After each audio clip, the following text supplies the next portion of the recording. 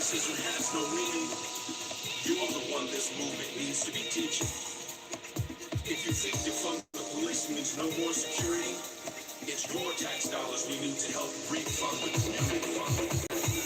Those who make change impossible make revolution inevitable. Those who make change possible make revolution inevitable. Rise up, because this is for you. Rise up, because it's the right thing to do. Rise up with your family, allies, and friends. Rise up, because this is for you. Rise up, because it's the right thing to do. Rise up until racism and racism and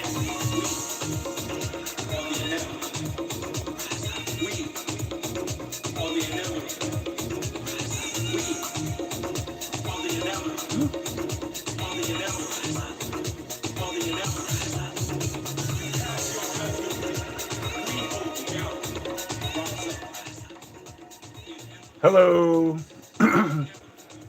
Trying to find the chat.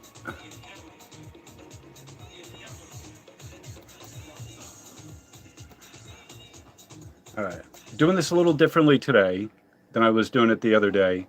I'm kind of experimenting with the chat. So this one here, or I should say I'm experimenting with the live stream. And I'm looking for, all right, there we go. There's someone.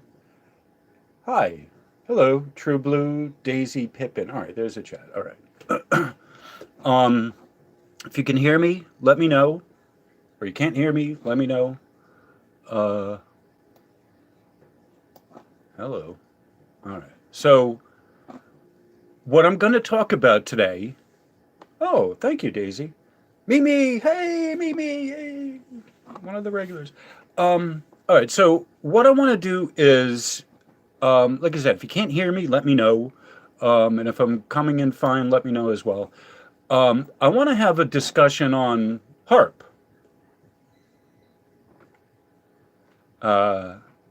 So I have some stuff that's kind of prepared here, and you can't really see it that well, I'm thinking. All right, there we go. This is the way they give you these scientific journals. Oh, clicking on the wrong one. Clicking the wallpaper. All right, so it's not letting me go over 120. All right. All right, so what I want to do is I want to talk about HAARP. Okay. So there's some material that I have here, but what I want to, I don't want to read it. I kind of want to get to the fun stuff. Okay, yeah, a lot of people have been looking into HAARP. Yes, Daisy.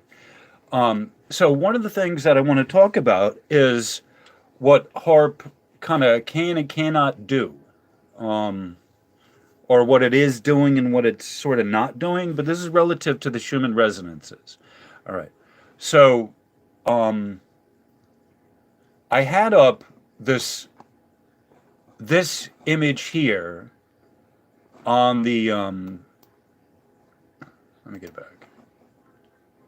It's difficult. I know you can't read what it says on the on the screen because it's tiny. All right. So basically, what we're looking at is the different patterns that when HAARP is in action, what you would be looking at as far as a pattern. One of the things when I'm looking at the Schumann resonances is what is the pattern? What is the I want to call it a pattern. The whole thing is sort of a pattern. I talk about the Schumann resonances, the spectrogram, from the perspective of weaving, as if you're weaving a tapestry. You have the warp and the weft, I think it is. You have the strands that come down this way, ding, ding, ding, ding, and then you have the weave, which is the shuttle and takes it back and forth, ding, da ding, da ding, da ding, da ding. So when we're looking at the Schumann resonances, what we're expecting to find is this kind of weaving pattern like that. Okay, you see it like that. That's from the interaction of the waves. The Schumann resonances are interference waves. They're caused by them traveling around the world, and then they meet up with themselves. Okay, and you have a lightning strike comes down like that. From there, it radiates out. It radiates out in all directions. It radiates out. Electrics come from top down. So as soon as the lightning strike starts hitting the atmosphere, as soon as the arc is created that goes from the high potential of the atmosphere down into the ground, the negative, negative energy, the negative volts of the earth, that discharge from the atmosphere to the ground is what creates the first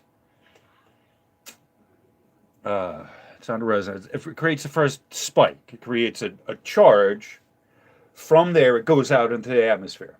So as the electric spike is coming down, the high charge comes down, drizzles down in microseconds. Quick, quick, quick. But it drizzles down, it comes down, it finds that arc, it finds the path of least resistance. And as it is finding that path, what's happening is it's bleeding, it's leaching off magnetics into the environment. It's leaching off magnetics into the air. Those magnetics are how do I put this? The magnetics are, it's a continuation of the signal on the spectrum. And so that's where we're going today. It's not that there's electrics and then there's magnetics. It just gently kind of sweeps from a high electric, high charge into the magnetic state. So it just generally kind of goes there as it's leaching off into the environment through the there's a phrase for it. I forget what the phrase is, but it's deposition, electron depositioning. That's it. So as it's going through the electron depositioning phase, high charge, high amplitude, comes down into the negative grounding of the planet. It's leached off into magnetics. And then from that point, the magnetics go around the world. Been around the world and high. So that's the story of the magnetics, is that they've been around the world and I. So I'm going to see where we are on the channel. I gotta look to see if there's any. I'm gonna try and look at my channel, see if there's any. There we go. There we go. There I am. All right. Okay. Just gonna read the chat. There we go. Okay. All right. So back to C.3.R.N. Yay. All right. Spectrogram. All right. So I want to tell us something. This is largely a story about the spectrogram, but it's also about HAARP and C.3.R.N. So this is a Halloween scary video. Where am I? All right. This is a Halloween scary video, and so I want to talk about the spectrogram. I want to talk about C.3.R.N. and HAARP, scary video, C.3.R.N. and HAARP. But what are we talking about in general? At the point I'm at with the Schumann resonances and all of this, it's the spectrogram. Okay. So one of the things that I'm looking at, thank you. I appreciate that. I couldn't be a professor. I have nothing that I profess except the truth. But one of the things we're talking about with the spectrogram is the noise level. Okay. So when we have, where is C.3.R.N? C.3.R.N. All right. So one of the things when we're looking at a spectrogram, okay. So I have this here the picture out because I like the graphics. It's just that simple. There's something here to be shown in the graphics.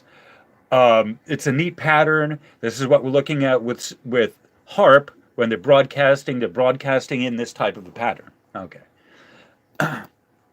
Okay, so they're broadcasting in this type of a pattern. So you see here the different. Um, oh, you know what? I can use my pointer. Yay, my pointer. Okay, so you see the different patterns that they're moving in, and this is the narrow band here. And again, this is on the thumbnail, so you can see this better for yourself. There, but you see the different pattern. This is the narrow band, but you see it's how it's got this cross to it, right? This interesting pattern. Okay, this is the broadband, basically north to south orientation. This is at this column is 2.7 megahertz. This column is 3.25 megahertz. This column is 4.5 megahertz. This is the frequency that's broadcasting in. Okay, 6.8 megahertz, 7.8 megahertz, 9.5 megahertz. All right. So one of the things that you're looking at is as they increase the power, you're narrowing up the waveband.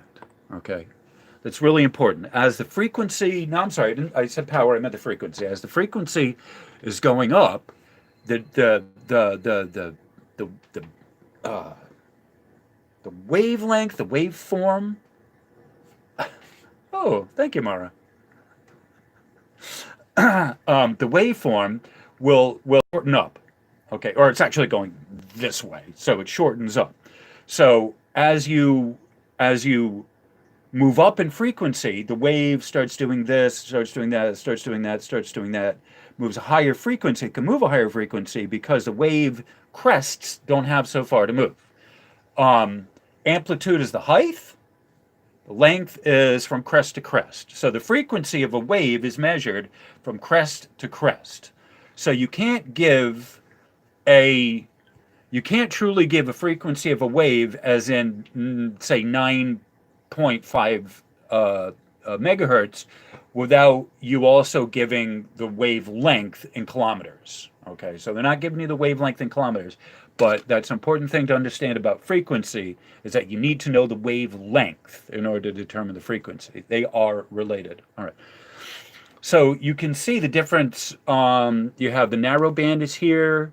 You have the broadband, north-south orientation, broadband east to west orientation.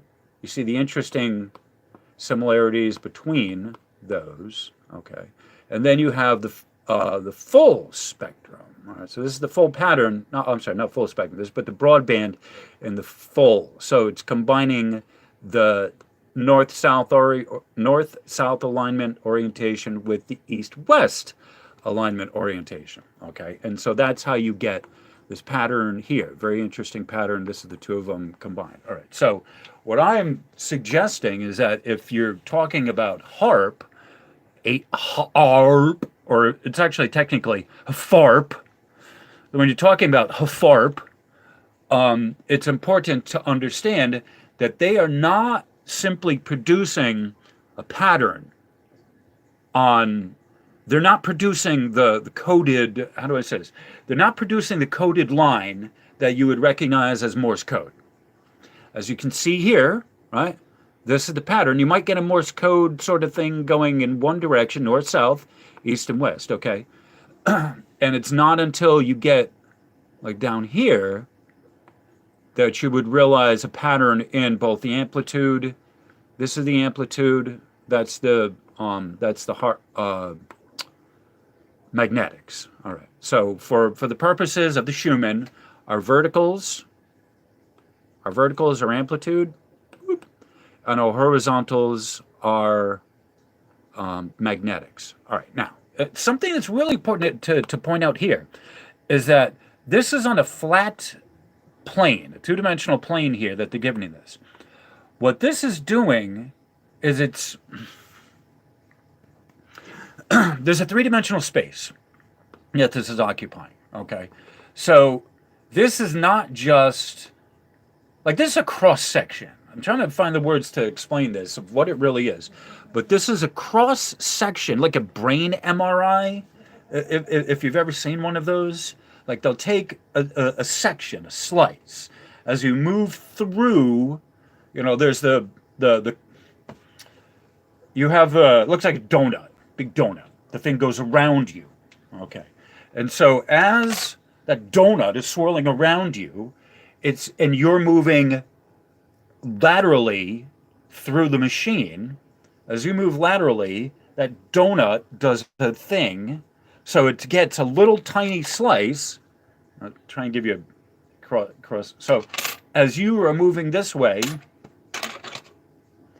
okay, so this is our line of measurement with the MRI. As you're moving this way, okay, through there, the MRI is going around you.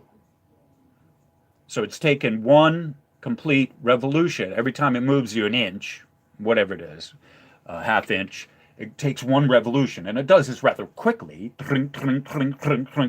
so that it's taken a section this big of you in 2 minutes or whatever. So the pattern that's produced here, it's important to know, the pattern that's produced here is in three-dimensional space. Now, what is significant about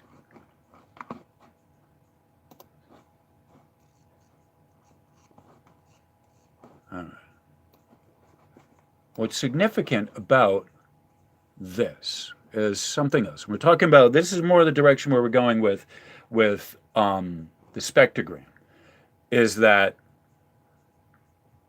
we're looking at where our gradations are here on the side, okay? This is a chart giving decibels, okay?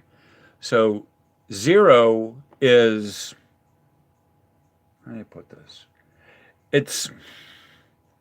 This is a unit, I don't even know how to explain why they're putting this at a negative.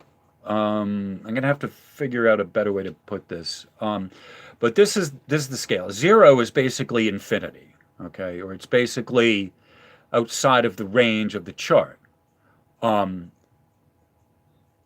This is one of those reasons why. So we have -5, -10. This is going down. This is the intensity of the scale, okay? So that's where these colors correspond to this right here. Somewhere on this, trying to think of what you would call it. This is a reference, trying to think what the name is. This is the, but it's the relative scale of the strength of this field here, okay? So when we're looking at the spectrogram,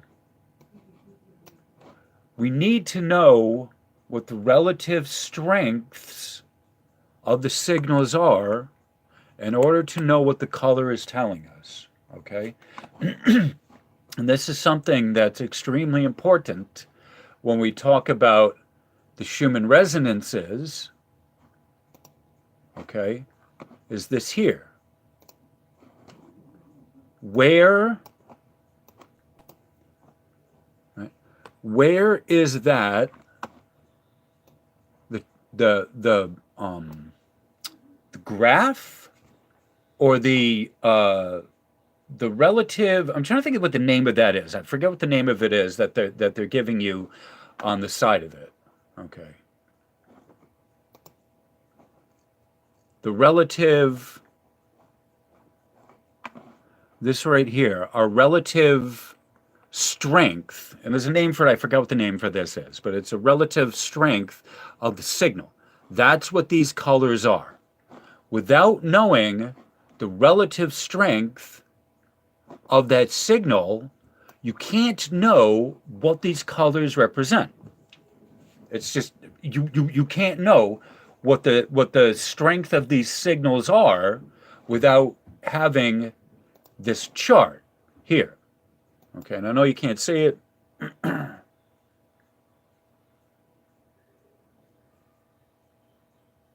I'm reading the comments here. All right. Yeah, okay. So, all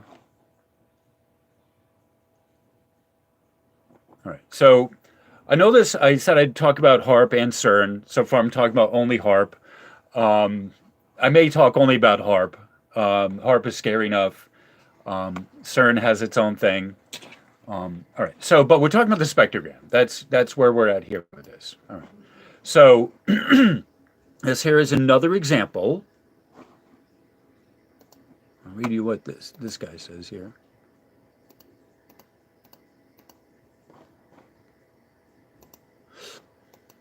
All right. So this right here is we're talking about public safety. All right. Radio frequency spectrum analyzer. All right. So that's essentially the radio frequency spectrum analyzer is essentially what the Schumann spectrogram is. The Schumann resonances are electromagnetic waves that are in the environment and they bounce around and eventually they catch up with each other. Eventually they catch up with themselves, and that is how you get the harmonic resonances.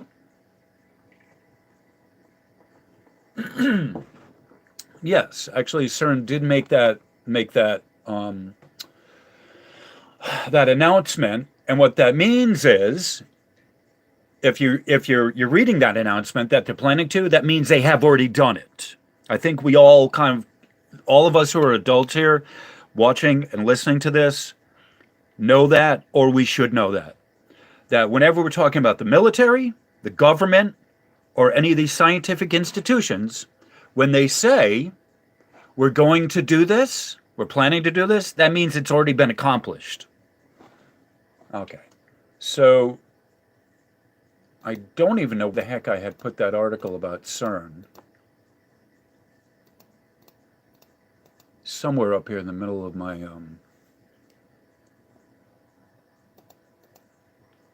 my vast troves. All right, so this is one of the Mercury matter. All right, so this one here was one of the videos that was done by this guy Mud Fossils, Roger. All right, so see if I can find the article. It's not giving me the article. All right, so he Roger did a oh, here it is. All right, so Roger did a video on YouTube about CERN. All right, so yes, CERN is talking about tapping into other dimensions, and that is why CERN is to be feared, and it is not because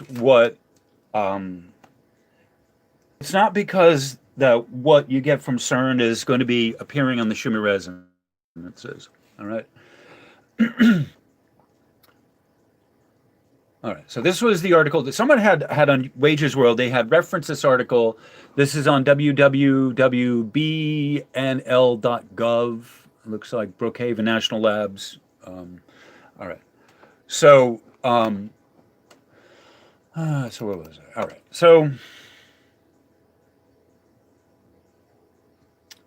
CERN has been opening up portals into other dimensions. Yes, yeah, they're trying to play God, and this is not human-based technology. Humans didn't come up with CERN, right? There's no paper trail. There's no patent trails. It's hard to imagine how 200 years ago they could have come up with an atom smasher when there's no electricity, right? Back in the 1830s, if you go to Google patents and you look up, in fact, I did this because of Schumann. Professor Winifred Schumann has himself a patent. So I thought, oh, that's interesting. So I looked it up. In 1860s, 1850s, there was 1830s even. There starts becoming these patents on electron diffusion machines, breaking down ions. There is so many patents that came out like mid 1800s. Much more came out in like the 1915s, 1920 on radio, radio broadcast. I can't even go through all of the things that there were patents on. radio telescope, spectrum analysis. There was a huge glut of patents, much more than you would think, in the 1920s and 1930s on radio and wireless and electrical and even refrigeration. Think about it. What is refrigeration based on? Freon. It's an element. I'm not sure it's really an element. It's a compound that absorbs the heat and returns you cold. How the fuck does that work? Right? There's a condenser. There's a coil, like a pump that pumps this stuff. You need to have an airtight system for this, which requires a vacuum. How do you make a vacuum on the planet Earth? Right? Well, you have a pump, you suck the air out, it has to be airtight. This is a pretty complicated kind of thing for something to be airtight, for there to be a vacuum on the face of the planet Earth, right? In a light bulb, we have a vacuum. It's filled with light bulbs, whether the incandescent type or whether the fluorescent type or the LED, doesn't matter. Inside of every light bulb, there is a vacuum, as well as the materials needed to burn the whatever, to combust it. But that is space age technology, right? Electrons, electron depositioning, fiddling with atoms, ions, smashing them apart, breaking them apart, fusing them together. This is all space age shit, okay? So how is it possible that you could get an atom smasher when there's no electrical grid, right? How is that possible? How are you even conceiving in your head of electron depositioning if there's no power circuit, right? The Earth itself is a power circuit, okay? Tesla knew that. 1905, he talked about that. He talked about extracting, getting energy from the ionosphere, from the Schumann resonance. So it's not like it wasn't known, but 1805. Let's look at 1805. What was going on there? Whale oil. That's it. 1859, they had telegraph. We know this. The Carrington event set the telegraph lines on fire. All right, so 1805 to 1859. All right, you see what I'm saying? If you go past 1776, 250 years of our country, what do you get? Whale oil. Pony Express, whale oil. That's it. They aren't even extracting the oil from the ground in 1776, right? How do we go from the Stone Age, right? They're writing with quill pens. They're dipping their ink in a quill pen. That's what they use to sign the Declaration of Independence. Either whale oil or there's not even kerosene at that point. I mean, there's not even really, what do you have? Pine tar pitch? You know what I'm saying? So you can't come to me and tell me that there is a natural progression of science of science that naturally progressed from where we were with whale oil, Pony Express, quill pens, to jet travel, refrigeration, microwaves, radio, wireless. I could go through the list of all the stuff that today is so common and so prevalent, we throw our old phones away into the landfill, right? I mean, I don't. I try and recycle it, but they're there. Toasters are there, blenders, a lot of stuff you plug in. The amazing amount of engineering that had to go in to produce a blender or a toaster.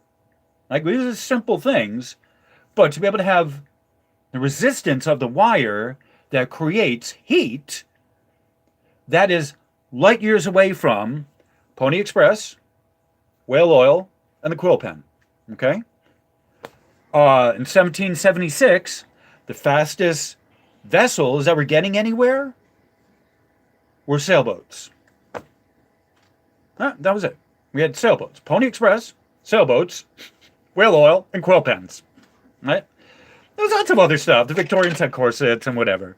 But the point I'm making is that where is the paper trail? Where is the science that went behind the microwave, the radio, TV, television, broadcast frequencies, right? So you can't prove this anywhere. Like, I mean, you can say, "Oh, we just magically came up with it. Humans are just that fucking amazing that we just out of thin air invented shit."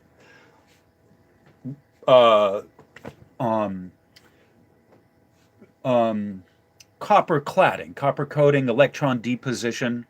There was now to be sure, there are earlier versions of electron depositioning that they found in the Baghdad battery, these kind of things. So it's not like these principles haven't been known for a while.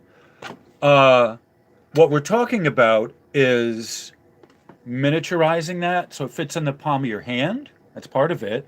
Integrated circuits. There are plenty of places on the planet that have this electron depositioning going on between two different metals that are found each other in nature, or where you find two different types of metals put on each other create a electrical charge or discharge, and you get kind of nappy things that come off it, rust, various rusts or whatever.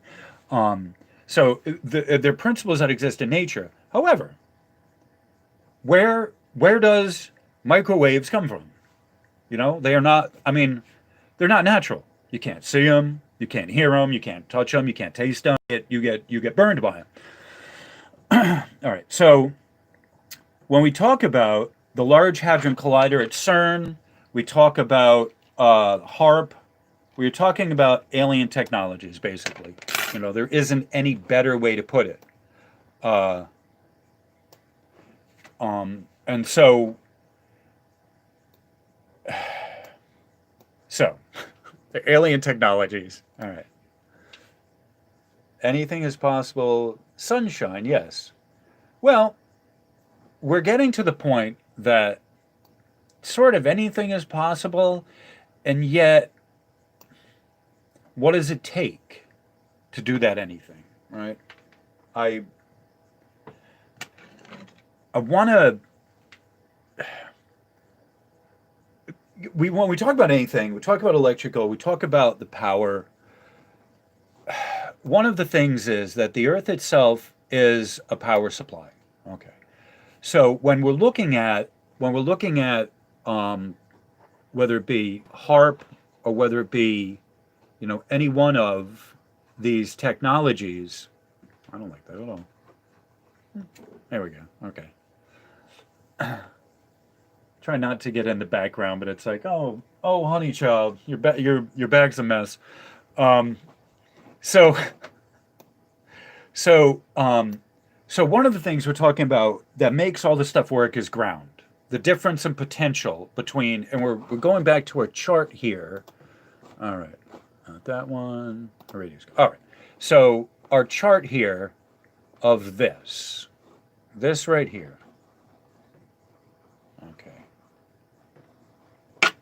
This right here. There we go, that. All right. So this is a decibel. This is measured in decibel, and a decibel is a relative power scale that gives you a sense of caramba. It's a relative power scale based on the input. It's not an absolute thing like hertz as a cycle per second.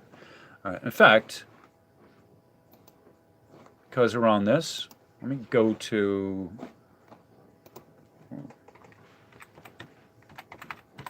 This is one of those points I feel like I'm speaking out of my ass. So, all right.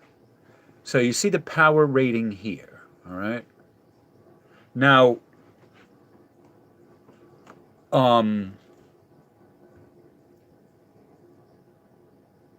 Mr. MBB 333 does a lot of really good shit. All right. I have been watching him for years, and there's a couple things I had captured because I wanted him to see. All right. So the decibel. All right. So I'll read this. The decibel, dB, is a relative unit of measurement corresponding to 1/10 of a bell, BEL. It is used to express the ratio of one value of a power or field quantity to another. On a logarithmic scale, let's see if I can open this. There we go. Well, hopefully maybe you all can see that as well. Enjoying the fun. All right. The ratio of one value of the power or field quantity to another. On a logarithmic scale, the logarithmic quantity being called the power level or field level respectively. Two signals whose levels differ by 1 decibel have a power ratio of 1 super 1/10, approximately 1.25893, and an amplitude field quantity ratio of 10 to the 1 over 20th, which is 1.12202. Okay. It can be used to express a change in value, example plus 1 decibel or minus 1 decibel, or an absolute value. Okay, so it can be used as an absolute value. In the latter case, it expresses the ratio of the value to a fixed reference value. When used in this way, a suffix that indicates the reference value is often appended to the decibel symbol. For example, if the reference value is 1 volt, then the suffix is V, example 20 decibel volts. And if the reference value is 1 milliwatt, then the suffix is M, meaning 12 decibel milliwatts. Okay, so that's what a decibel is, and that's what we're talking about. The relative scale here is powers, like the seismic scale. You know, every point is another. It's 10 times more than. I'm sorry, a 2.1 is 10 times more powerful than a 2.0 earthquake. Okay, so this is what we're talking about here: is the relative power, and this is just measured in decibels, I think. Yes, it's decibels. All right. So what we're looking at here is on the high end, and these are radio waves. So the scale of decibels is not like on the like your audio, where you have like 120 decibels is at the point of the threshold of pain. Okay, so if you have a signal, an audio signal that's going through the amp that is, we'll say 120 decibels, or if you have a jackhammer that's 120 decibels, or you have a jet engine that's 120 decibels, that starts getting to the point, the threshold of pain, where you physically cannot withstand those waves anymore. Like your ears are going to break at 120 or 130 decibels. It starts getting into it creates permanent damage. All right. So these values are negative. This is, I think, can I scoot this up? Yeah, I don't think I can make this any bigger. All right. So we have. I'm really having a hard time reading these. All right, so I think this right here. All right, I'm just trying to read what these numbers are. I think this is we're negative 60, 80. I think that's like 100. All right, so these look like they might be 15 I think that. All right. Anyway. All right. Without getting caught up in that. All right. So you see, what we're looking at is the peak of this amplitude way up here. The peak of the signal is this yellow. So you see these yellow bands here, and that's what that is. This yellow is here. The rest of this, you look over here, it's got this amber, the turquoise kind of tone, and that's these right here. All right. So if you look, that is with that right there. All right. So as you see, it starts getting up into this range here. This is busy. Okay. All right. So what? No, I don't have any questions. I have a lot of answers though. Okay. Two says anyone responsible for public safety in the digital age knows that data can be a critical tool to address threats in advance. A radio frequency RF spectrum analyzer allows security professionals to detect and locate RF signals as well as detect rapid, significant changes in the event someone is attempting to jam channels.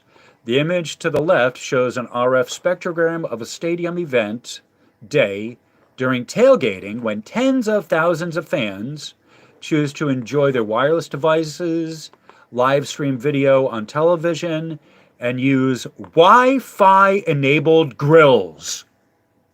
You got that, right? So you know I'm not making that up. Wi-Fi enabled grills. Oh, too much.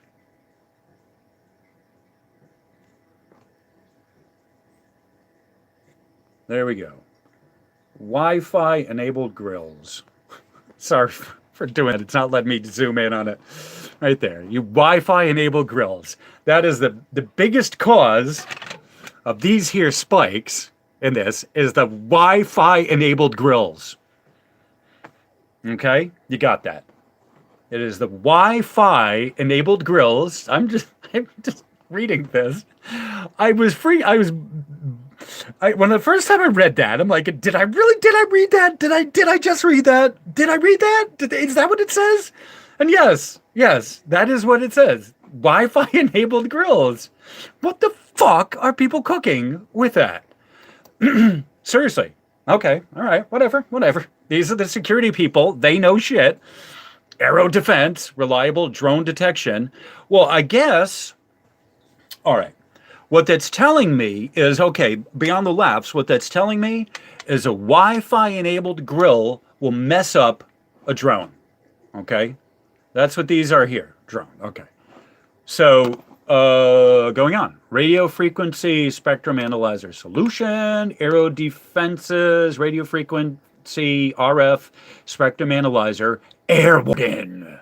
Includes configurable alert capabilities and detects and locates many types of RF signals using spectrum sensor. Okay. So drone controllers, streaming cameras, dash cameras, Wi-Fi, metal detectors, vehicle remote controllers, boat remote controllers, other controllers, any unauthorized RF signals. Okay. So they're giving you really nice. Yes. One of these days, I'm going to have to do an article, either a video or a live stream on how to make a Faraday cage for your house, or even just not even there is insulation that has a foil backing to it.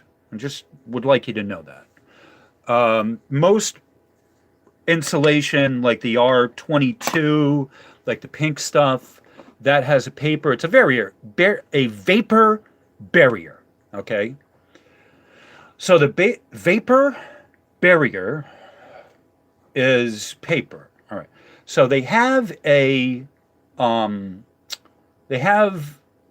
insulation that is foil backed. I just would like you all to know that. All right. And it is for these type of purposes so that you can insulate your house. All right. So this right here, they're giving you a little diagram of the how the drone things work. All right. The technology scans the open band RF channels utilized by a wide variety of RF technologies. The diagram to the right is an illustration of the data flow between a frequency hopping spread spectrum controller, like Mavic Pro, transmitting to a drone. The drone is responding with a wide band Wi-Fi like signal back to the controller.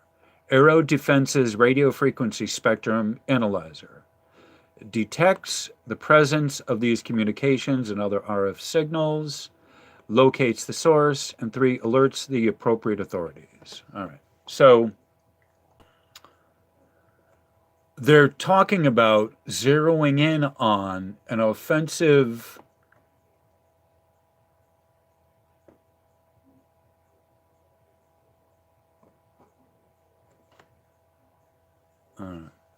So they're talking about being able to tune into the signal of the drone by using the spectrogram of the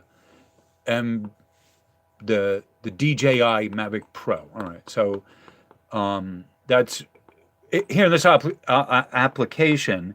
They're using this to help find RF signals for drones or whatever, but this is something that's this is the technology that's out there of these spectrogram to look for all sorts of signals. And you saw above with a lot of the stuff that they're looking for. All right. Increasing drone security. I don't even want to read this.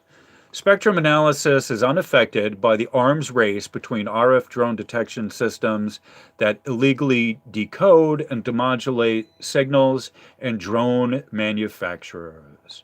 As drone detection systems continue to extract information from drone controller communication channels, drone manufacturers increase security of their drones to make this difficult. Yes. Why not? Because Air Warden operates on the physical signal level only, the system is unaffected and continues to function when the drone controller channel is encrypted. All right. All right. So they're trying to sell their thing, but I'm giving you the a use for a spectrum analyzer. And we are talking about spectrograms in general, and we're talking about spectrography relative to the Schumann resonances. All right. So this right here, one of our fun little things that we're looking at. But bam. Okay. So this is not the Schumann resonances. Just in case you don't know, this is not the Schumann resonances. All right. All right, I need to take a short little break. I'm going to have this playing with some music.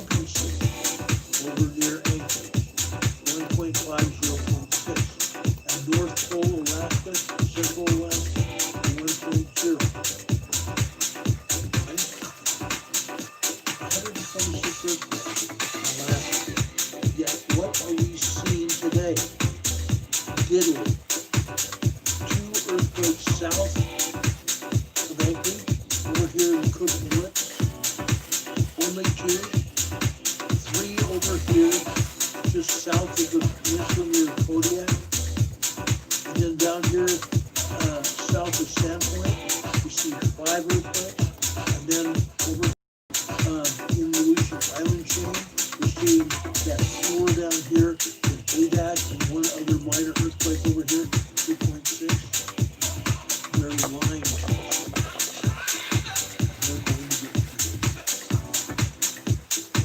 there are swarms and swarms and swarms of earthquakes in Alaska. Let me show you.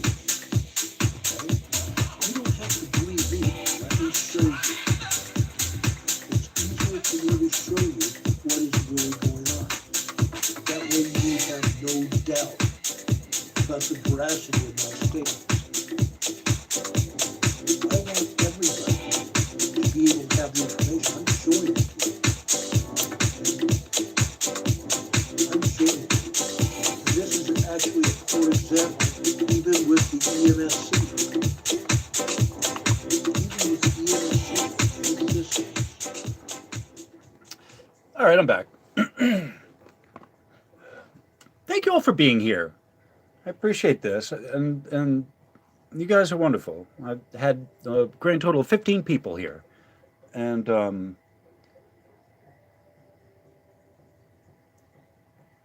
yeah, I'm reading the comments. Yeah. All right, so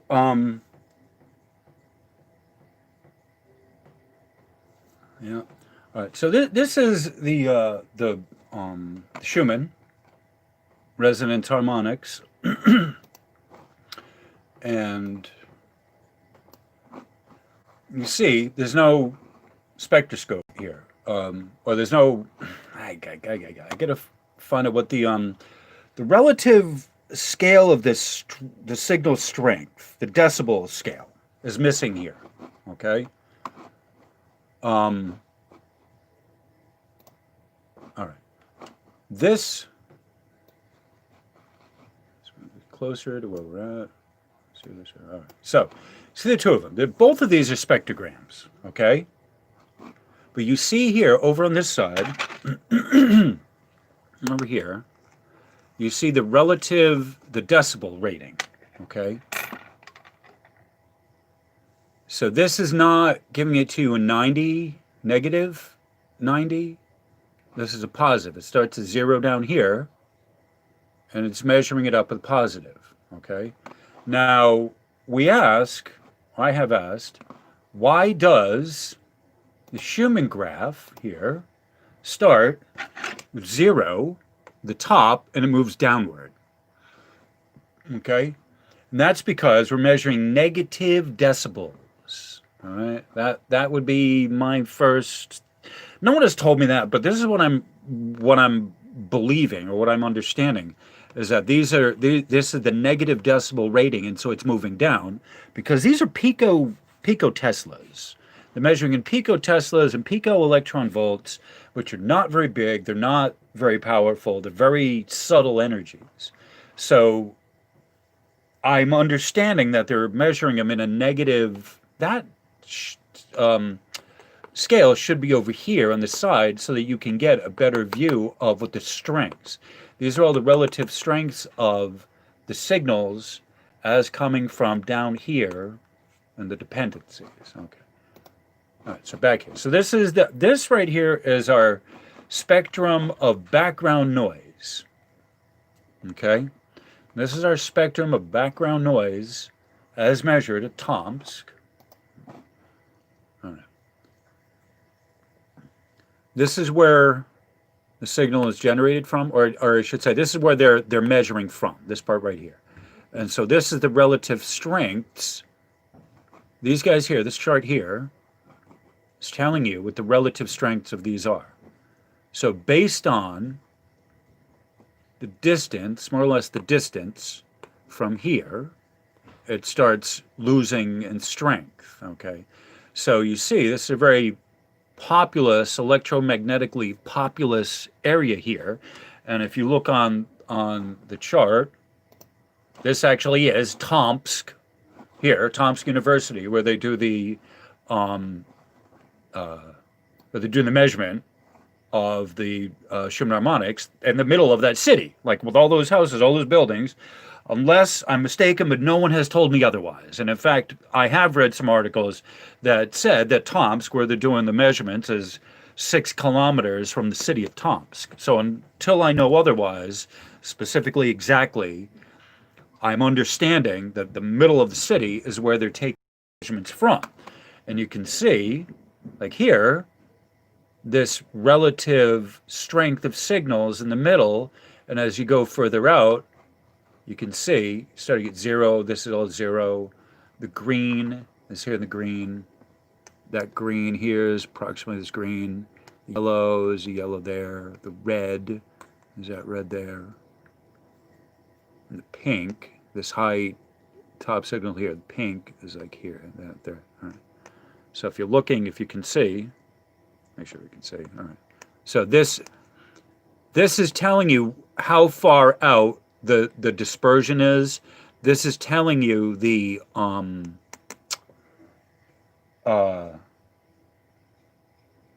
density.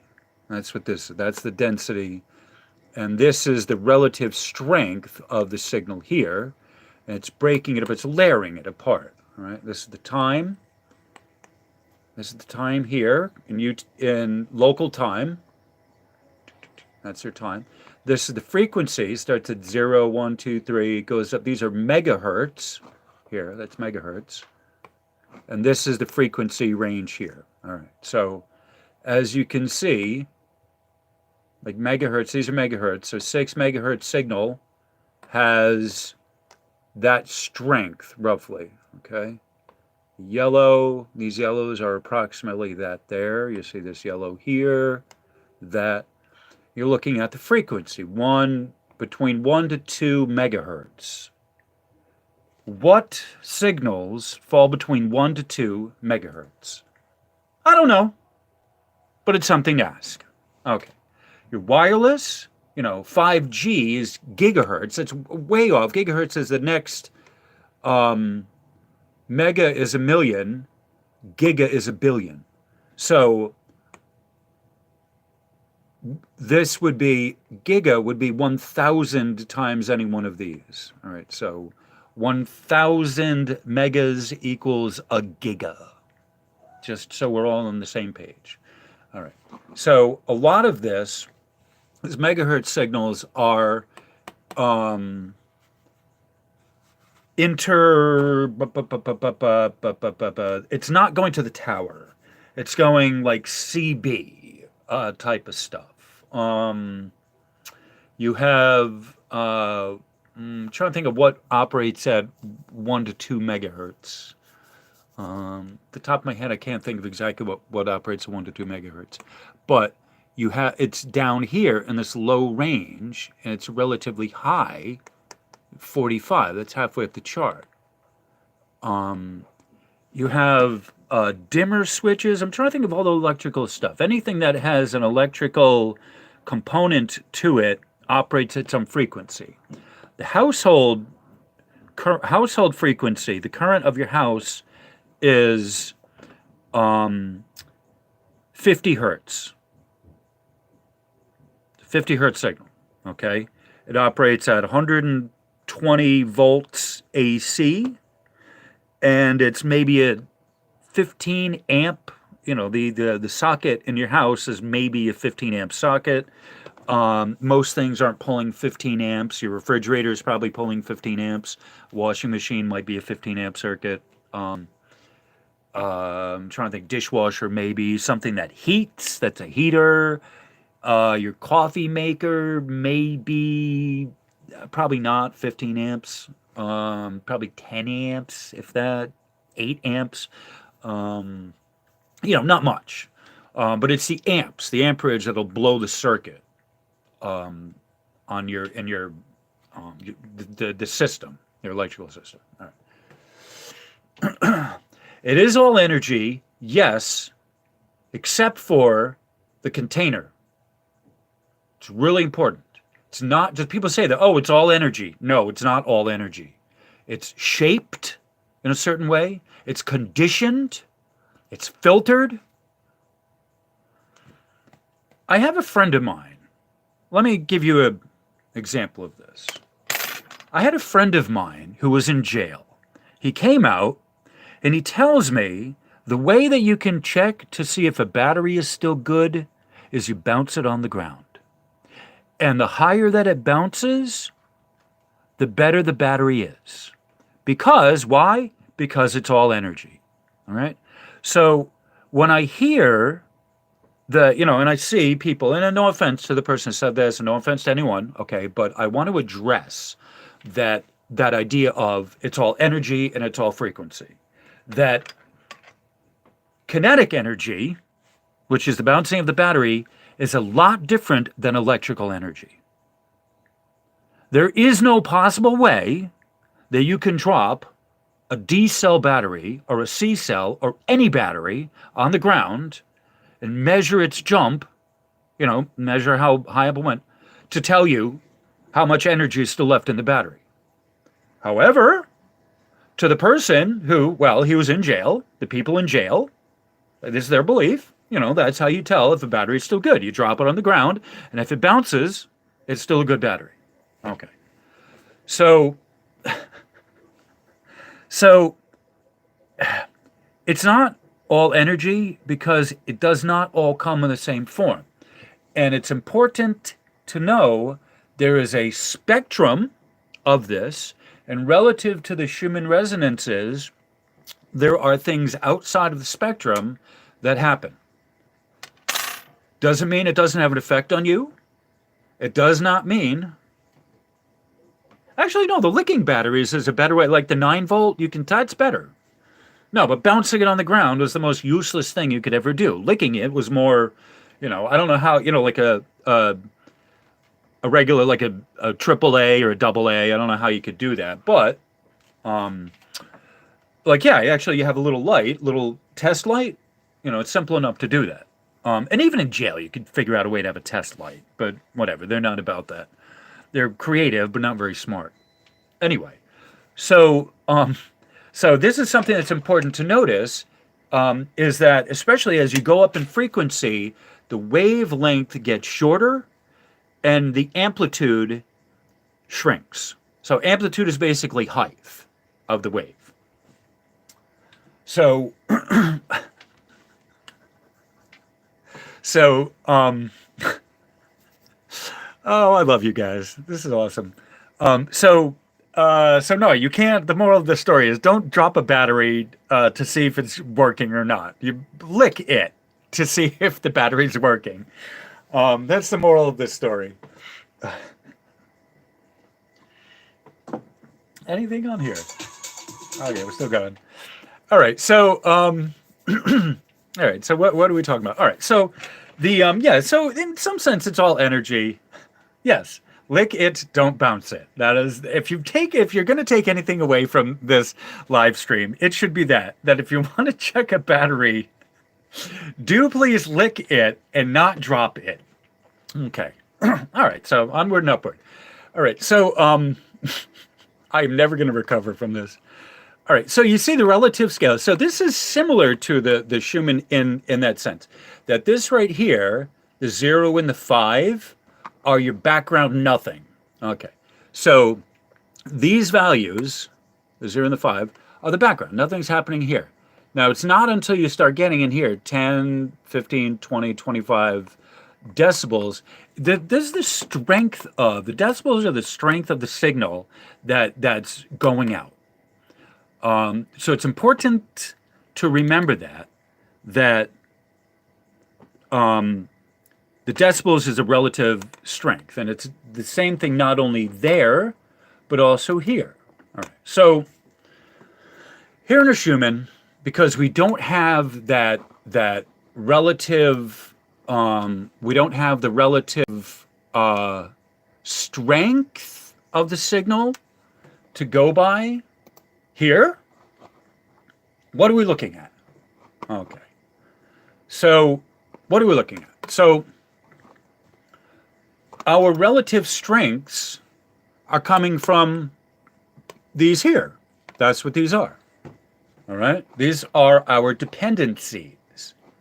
This is how you are getting this signal instead of this signal over here. Okay? It's really important. Like, one of the biggest things that I read about in my Facebook page, or whether I see it on YouTube or I read it on channels, other channels in the comments, is trying to figure out how to gosh darn spectrogram. It's a big deal. The majority of people get it wrong. They don't know what they're looking at. They literally don't know what they're looking at. And you can't blame anyone, because if you don't have the thingamabob over here, how are you going to tell what's what? And I don't think they have left it out because they forgot it. I mean, these things have been running for quite a while.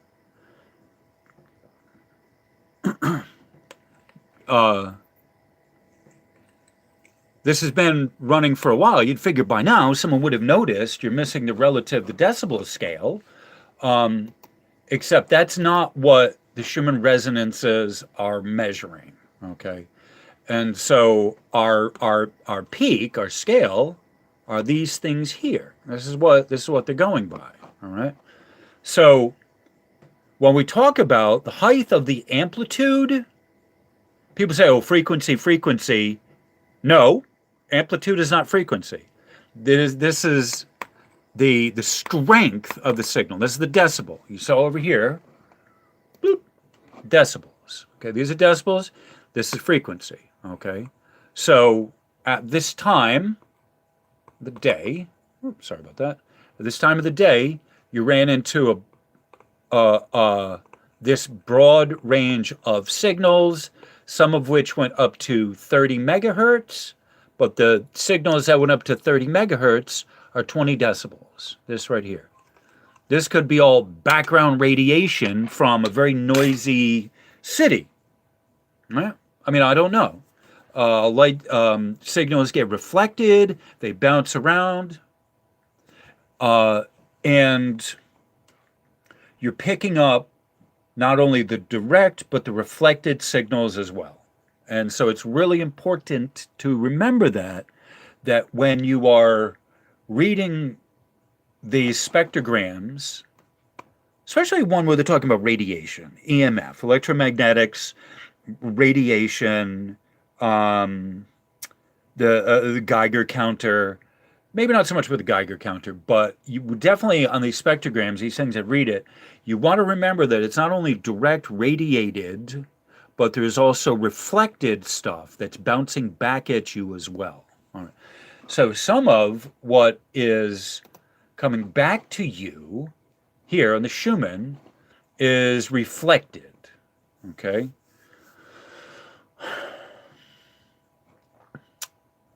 As I've said before, the horizontals, these are the magnetics. This is the magnetics of the horizontal. Another magnetic here. All right. Now, we have one of these dedicated frequency lines here. Dedicated frequency line.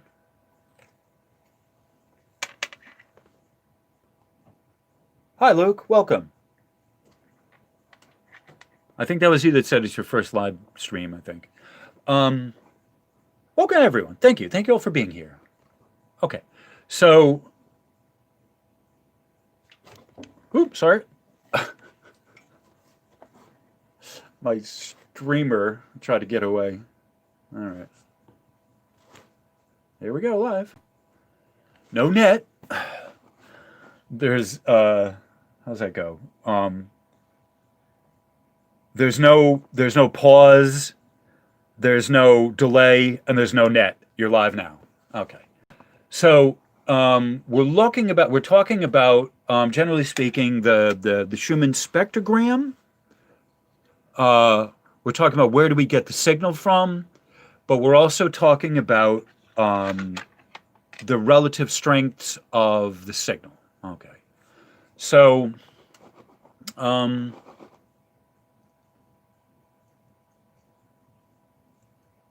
you have, when we're looking at this spectrogram here, you have three dependencies. All right. So on any one of, if you're on the YouTube, if you're on the Facebook group, every single time, pretty much every single time now that I post an image of this, I call this a full report. You have the spectrogram and you have the three dependencies. So that right there is a full report from the Schumann Resonances. Okay. So whenever I post the full report of the spectro and the three dependencies, I give a description on how to read it. It's a rather lengthy one that I've been working on that explains what you're looking at, what they are, what the modes are. I give a basic nutshell kind of synopsis of what you're looking at that you can kind of do a takeaway in half an hour of reading, whatever. It's kind of long. And I don't know how fast you read. Maybe 20 minutes. Maybe not a half an hour. That may sound a little daunting to say half an hour's worth of reading. But if you say like 18 minutes, all right, so 18 minutes worth of reading, not that bad. Okay, there's a visual aid there so you can match up, apples to apples. And so it's really important. Back to me. Yeah. So it's really important when you're looking at this to know what you're looking at. How are you getting the information? How are you getting the signal? And they're not coming up. That's the thing. The spectrograph is not making shit up. Okay. It's odd. It's bizarre. What is it? But they're not making stuff up. They're giving you the spectrum analysis of what is around in that area based on these parameters. Okay. The amplitude, the quality, and the frequency. Okay. The amplitude is basically the height of the wave, but that is the electric component. The quality is the magnetics. That's the horizontal component. The amplitude is the vertical. Quality is the horizontal. And the frequency. Oh, this motherfucker, the frequency. What is a frequency? This is not hertz.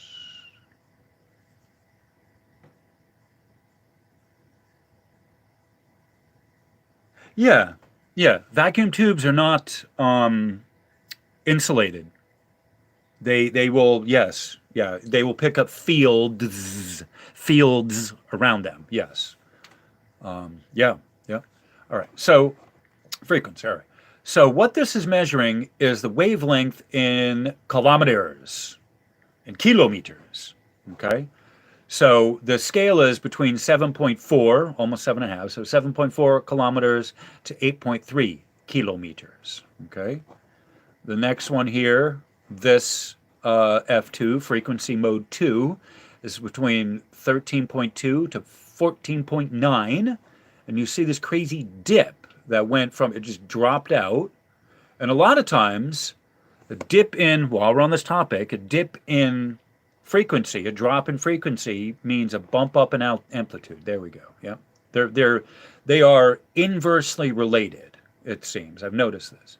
So the amplitude has a spike and the frequency has a dip. That's interesting. That tells me that that's likely an incoming wave. It's like a, how do I like, I don't even have a good analogy to give you to that you can picture this, but it's like a calm before the, I don't want to say it's a calm before the storm. That's not the proper way to look at that, but it sort of is. That if you've ever had that experience where it's windy, and then the wind just dies down, and you're like, wow, that's nice. Well, what happened? And then all of a sudden, the sky turns gray, and it just starts winding and raining and whatever, like a motherfucker. All right, so that's sort of, or like a tsunami. The wave goes out. Like if you see the water like receding and receding and receding, don't stay there wondering, oh, what happened? Run. If you live by the shoreline and you see the water receding and receding and receding, and it's not low tide, or if it's not supposed to be low tide and it's low tide and then it keeps going, run as far away as you can, because that's a tsunami ready to come. And so that's sort of the same thing here. As the amplitude picks up, the amplitude picks up. You see this line here, the frequency drops down. All right. So this is our line here. If you can see this. Wrong way. And the frequency, right after that, the frequency kind of drops out. Okay. So they are related. And you'll see that often enough where you see same thing here. There's a spike there, you go down, there's a dip there. Okay. Spike there, dip there. Okay. And you can see it across the board that it's almost like, so this right here, it's almost like an inverse. Okay. That's telling me it's incoming. One of the things is telling me it's incoming. All right. Now, something else, while we're on this topic, I want to point this out as well, is that you have synchronous mode between synchronous action with amplitude and the quality. Okay, so this is your amplitude here, this is your quality here. And you'll notice, all right, so first let me just say, these are similar, these spikes, except for not quite that, but that's sort of close enough. These are all what I would call synchronous mode in amplitude. They are identical. This one is a little bigger, but they all look similar, okay, across all four modes. You have this one here, it's sort of, and a little peak there, not quite, but these are similar. This right here, except there's no yellow. There doesn't appear to be a yellow mode there. Okay. This is not an example of what I'm talking about, but these right here, these spikes, and a lot of times we've been seeing all four modes are in unison. So this right here is got mode 1, mode 2, and mode 3. They're not quite in unison, but they're similar. I'm pointing this out because the unison, the modes that are in unison are coming from the high up in the ionosphere or beyond the ionosphere. Okay. So when all four of these are locked in synchronous mode, that means they're not originated on Earth. They're upper ionosphere and beyond. Depending on how closely related they are, is how far away they came from. I think that's a good kind of rule of thumb. So in these here, you have a spike here, and then you have in this mode 2, you have here, it's similar, but it's not, they're not close enough. Usually the white one is the spikier one, but this one, the mode 2, is the higher amplitude, then that's telling you it's not likely coming from beyond the ionosphere. When you have one mode that's kind of bounced, and it could be a green mode, it doesn't even really matter which one it is, but when you have one mode like that that's significantly bigger and not quite matching up with the pattern, so you got that little spike over there, doesn't have it there, definitely not that, So it's, even though they're similar, it's not, this is not synchronous mode across amplitude. And more to the point, you have this amplitude matches up with your quality here. This A2 sort of matches up with Q2 there. This the A3 matches up with Q3.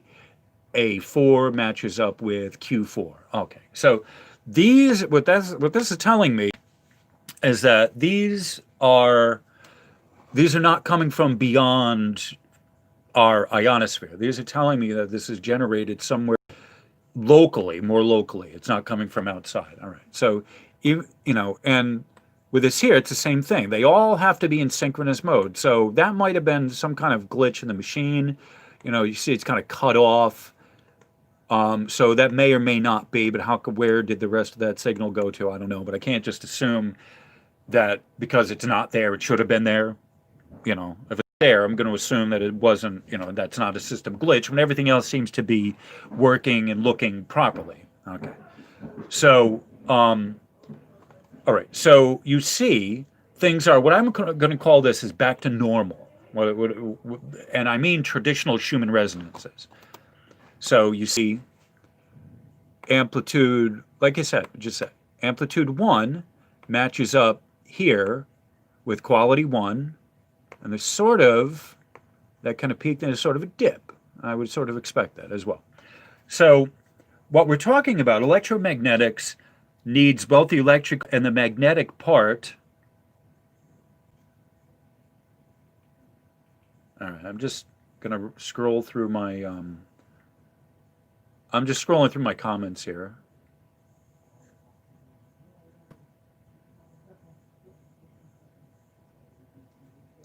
All right, so. All right, so Daisy, I think you just made the comment. You're talking about um, the white of the chart. Okay, so that's a question. Um, and this is what we're talking about of what we're looking at here. All of these are ascension energies. Just so we all know, we're all on the same page. There is not one of these modes that's aimed at like this is 5D and this is 4D. That's complete and total bullshit. I'm gonna any person who's ever gonna say that, if you're coming into my space, I'm gonna look you dead in the eyes and say you're full of shit. Okay, just so we all understand that the white mode, when you get these whiteouts, okay, that doesn't mean this high white light coming in from where the Arcturians or whatever. No, no, no. What that means, it's a high amplitude signal, and there is an energy range, the upper energy range here, the amplitude, the white of this overshadows all the rest of everything else. It is not incoming white light. That's a very commonly held kind of misconception with, I guess, the Ascension community, that they see that white light and they think, oh, the Arcturians are blasting us with that 5D Ascension energy. Like I read that all the time, frequently, all the time. Like it's a Pavlovian conditioned response, I'll call it, to reading the chart and not knowing what you're seeing. We'll just assume it's white energy, white light coming in. Like the battery. Oh, it's all energy. Nope. Kinetic is not the same thing as electric. If you want to check to see if the battery's working, lick it. Don't drop it. Okay? It's the same thing here. Know what the energies are, and please don't confuse one thing with another. There are energies that are coming in, but they're not able to be recognized by the Schumann. That's the other half of this discussion, that while it may be true, that's part of the motherfucker of this, that it may be true that there's energies coming in, and you feel them, they give you the ringing in the ears, the magnetics give you the ringing, the electrics cause the vertigo. So there is something there, and you see a spike on the Schumann. Oh my God, that's it. I see that white spike and the ringing. It's the ringing. It's the ringing. And well, no, you saw a white spike that was 4 hours ago. We'll just say they measured that spike 4 hours ago. Now you're looking at it and you see that and believe that that white spike is what's causing the ringing, when the ringing is caused by the magnetics, which come after the fact. And a lot of what the confusion about the spikes are, these white spikes are, predominantly colored white spikes are, is people believe it's 5D ascension energy, and it's the white mode of the electrics. And the way that the electrics are a stronger signal, it's important to mention this. The electrics are easier to record. They're easier to get a signal.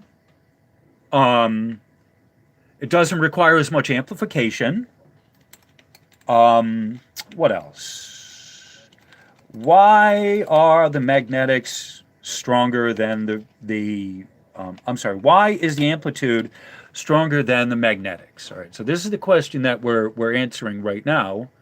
Why are the magnetics stronger than why is the amplitude stronger than the magnetics? Okay. Tongue twister. Okay. So the amplitude is a stronger signal. The amplitude is a stronger signal. One of these I have. I want to show you the antenna. I've already shown others this before. I want to show you the induction coil. It's here somewhere. I have no idea what half of these are.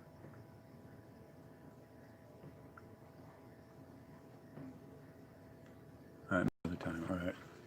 I was not prepared. All right. So I do have a picture of the induction coil somewhere that I can show you. I'm not sure where it is right now. I have too many things that I'm going to go through to figure out where that damn signal is.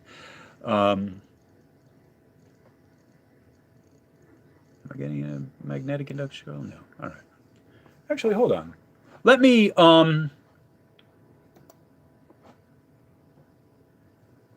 we got music. All right. Let me look for the magnetic induction coil.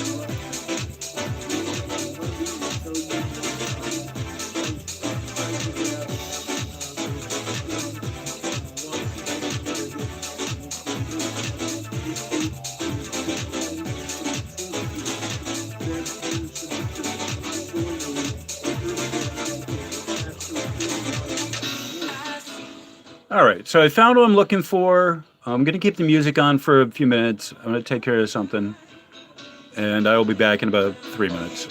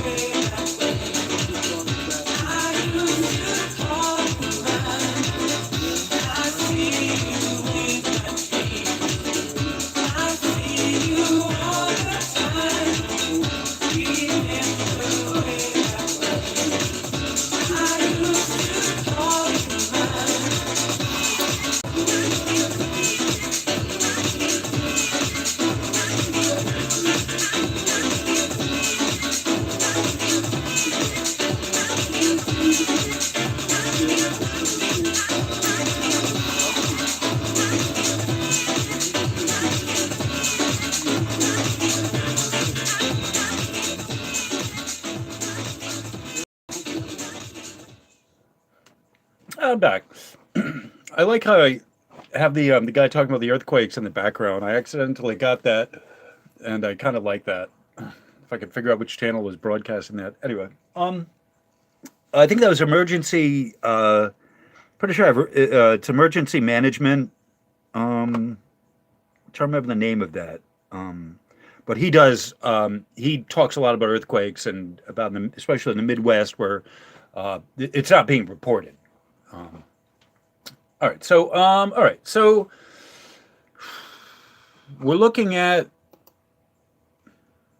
Okay, this is an induction coil at the Lemure Geophysical Observatory, Scotland, before installation. All right. So you see what they are. That's where they tried to install these. These magnetometers out in the middle of nowhere. A little outhouse thing that they got there. Induction coil is placed on a leveled bed of gravel and linked to a breakout box and digitizer, which Simon Flower and Ted Harris are working on in the background. All right. And then this here. All right. Okay, and then this last one here. All right. Induction coil is installed beneath the wooden covering to deflect rain, wind, and snow. Data is passed through a digitizer and the breakout box on the post and delivered via a computer connection to the internet to the BGS office in Edinburgh on an hourly basis. All right. So it gives you samples every hour. That's what it's kind of talking about here. And that's important also to mention with the Schumann resonances that they are, they do them periodically. There's a sample rate that they're not, it's sort of continuous, but it's not really continuous because it gets sampled. So there's so many times per second that it takes a sample. And so the Schumann resonance, the Schumann resonance antennas, the sampling rate is maybe 100 hertz. So 100 times per second that signal was sampled from the environment. Okay. With I am familiar with digital audio. I have a bunch of tapes that I converted over to MP3s and CDs. They're tapes of radio programs that I'd made growing up. So, so the sample. So as you're capturing it, you know, the tape, the cassette tape is playing, and so while it plays, there's a the line goes into the computer, and the computer is listening, but it's taking a sample of that wave. So somewhere on the wave, it takes a sample of where it is, where the amplitude, where the frequency is on that wave. And it plots a point on a graph, and then eventually enough of those give you a song.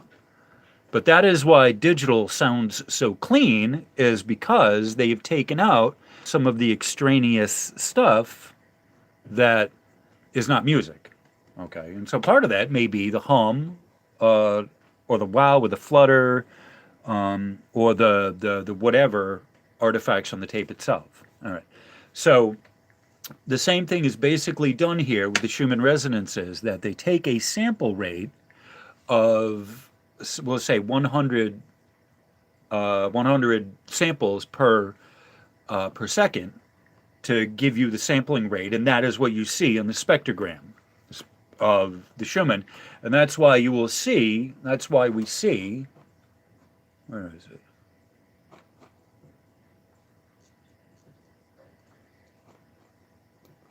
That's why we see. Down here. That is what these lines are, right? I don't know how this leaky signal, I'm calling it a leaky signal because I have nothing else to call it better. What these are is the scans that they're taking.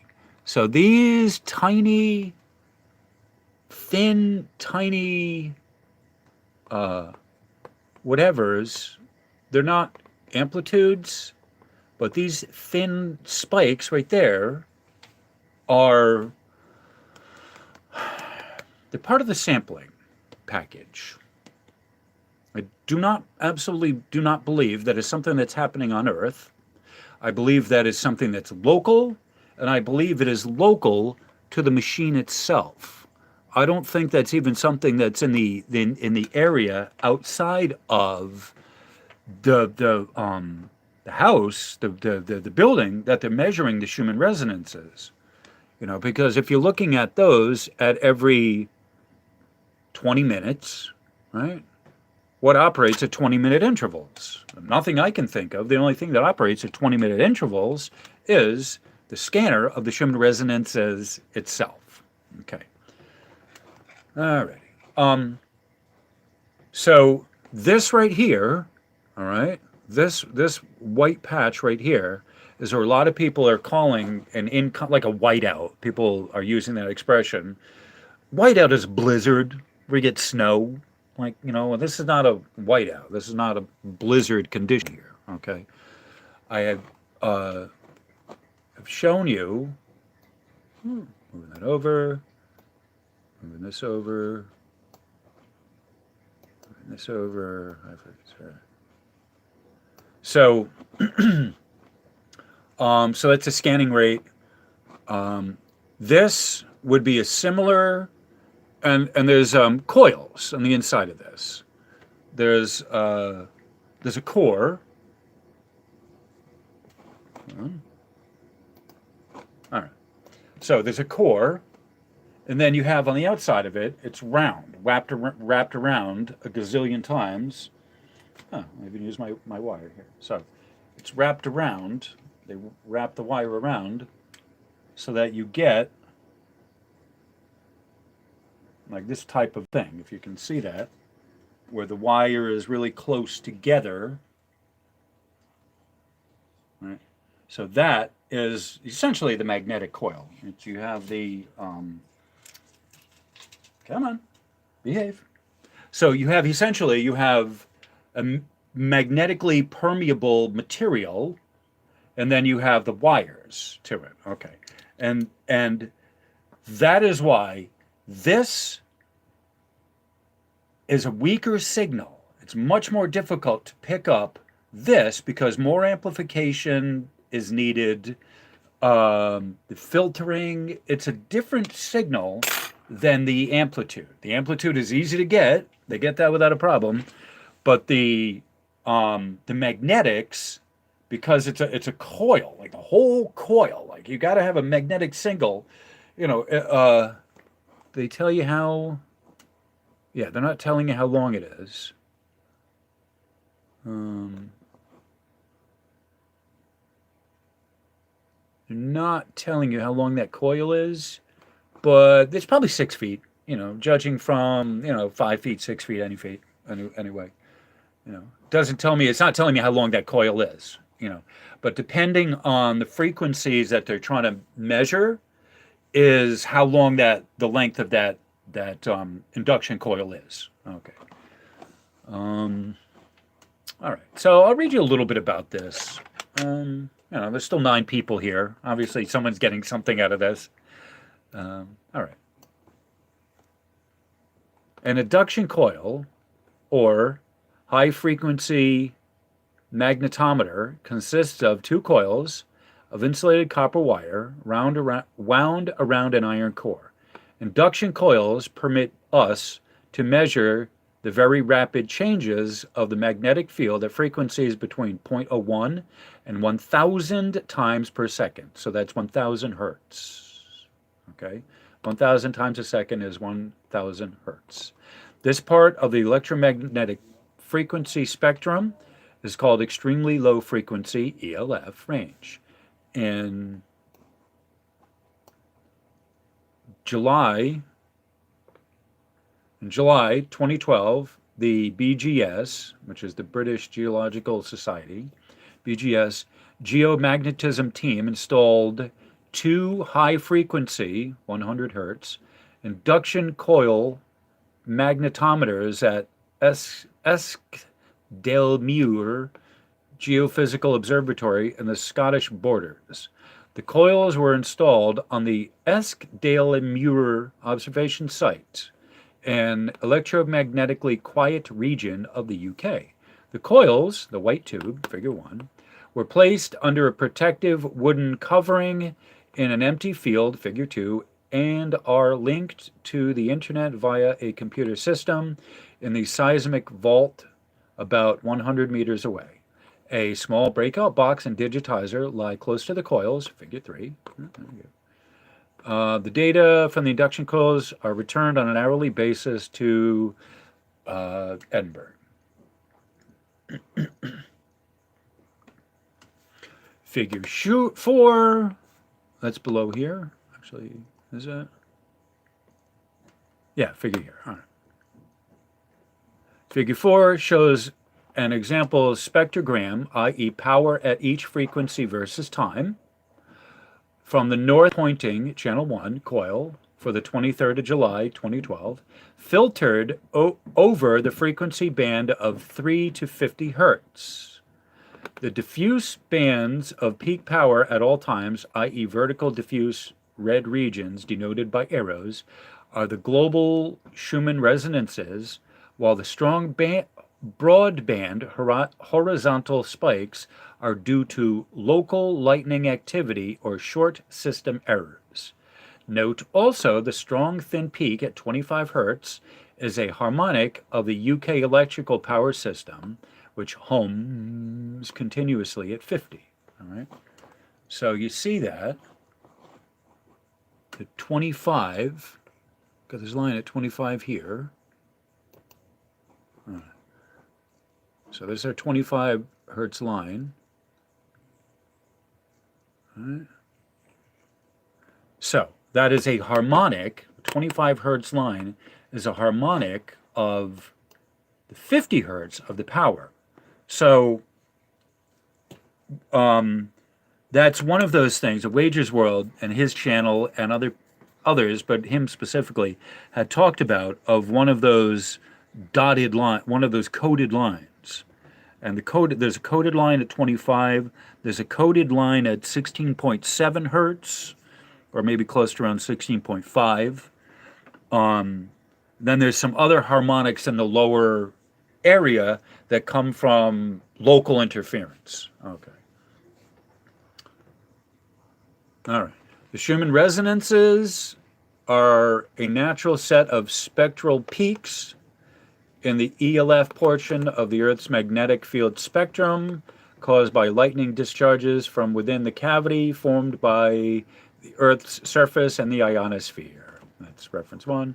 Schumann resonances occur because the space between the surface of the Earth and the conductive ionosphere acts as an almost closed waveguide and should appear as distinct peaks around 7.8, fundamental 14.3, 20.8, and so on. However, in reality, the peaks tend to be diffuse due to the effects of a leaky cavity, ground absorption, and the geometry of global lightning storms. Okay.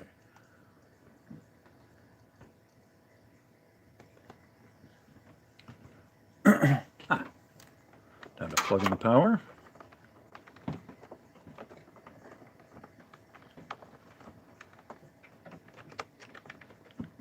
I've gone dark. All right, back again. Okay, all right. So, so that's what is showing you here. Here's the Schumann resonance resonant harmonic here, and one here, and another one here, another one here, here, almost to 40, right? You said it's 30, 39, somewhere around there. This one's like 32 or 33, and that one's at 39, roughly 39, around approximately at 40. All right. All right. Here is an animation of Schumann resonances in Earth's atmosphere from NASA. I think I've already shown this somewhere.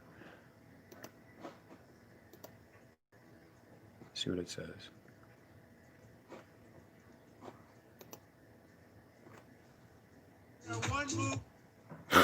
Got music on, I'm not going to play it. All right. So you see the, I have played this elsewhere. I'll just let the animation go without the sound. All right. So you see, these are lightning strikes. and it sends these waves around. And you see those patterns? Right. Those are resonance interference patterns with each other. Those interferences, those are the Schumann resonances. Okay? Because that was so much fun, I'm going to play it again. All right.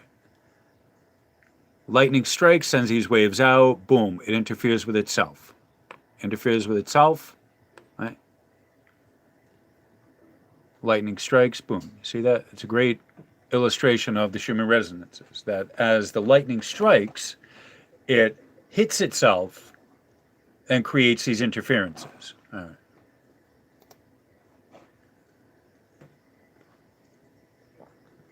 All right. So spectrum of 100 hertz, data from channel 1, induction coil magnetometer for the 23rd. All right.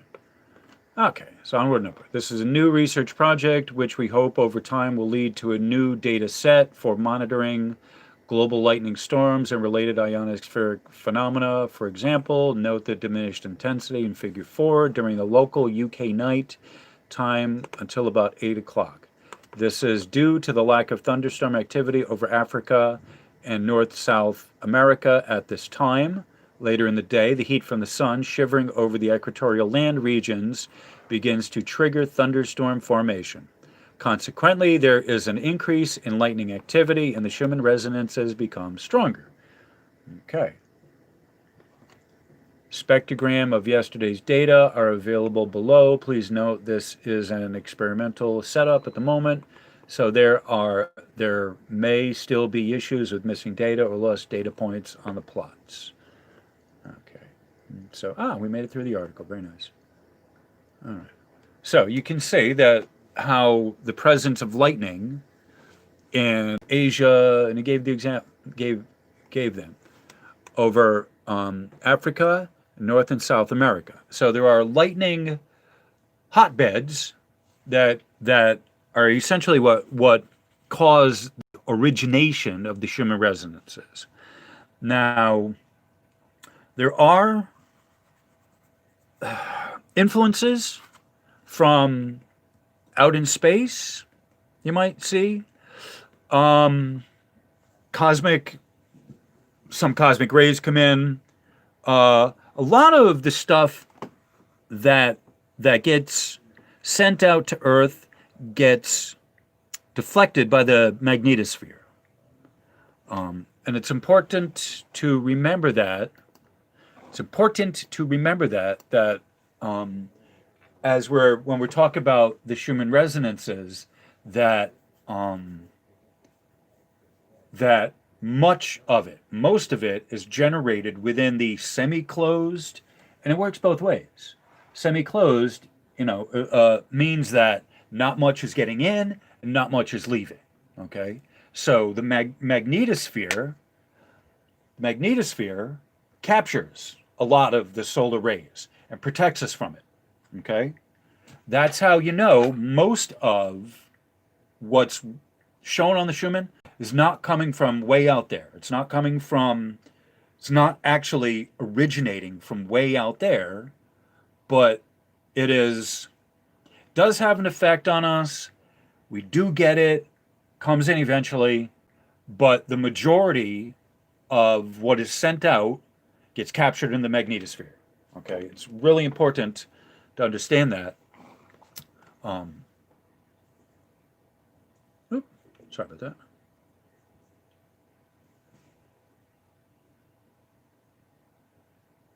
Okay, I'm reading the comments.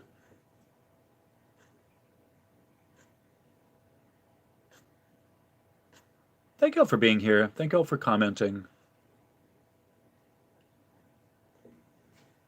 Frequency. All right, I'm reading one of the comments. Frequency and wavelength have both direct and inverse relationships. For instance, if two waves are traversing at the same speed, they're inversely related. Yes. Wave with shorter wavelengths will have a higher frequency, while a longer wavelength will have a lower frequency. Yes.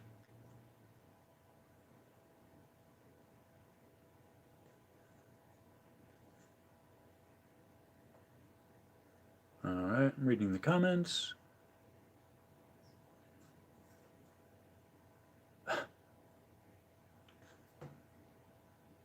Can't say I mind the old music. Okay.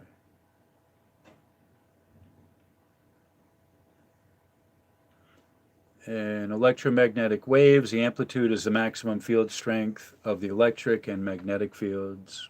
Okay. Well.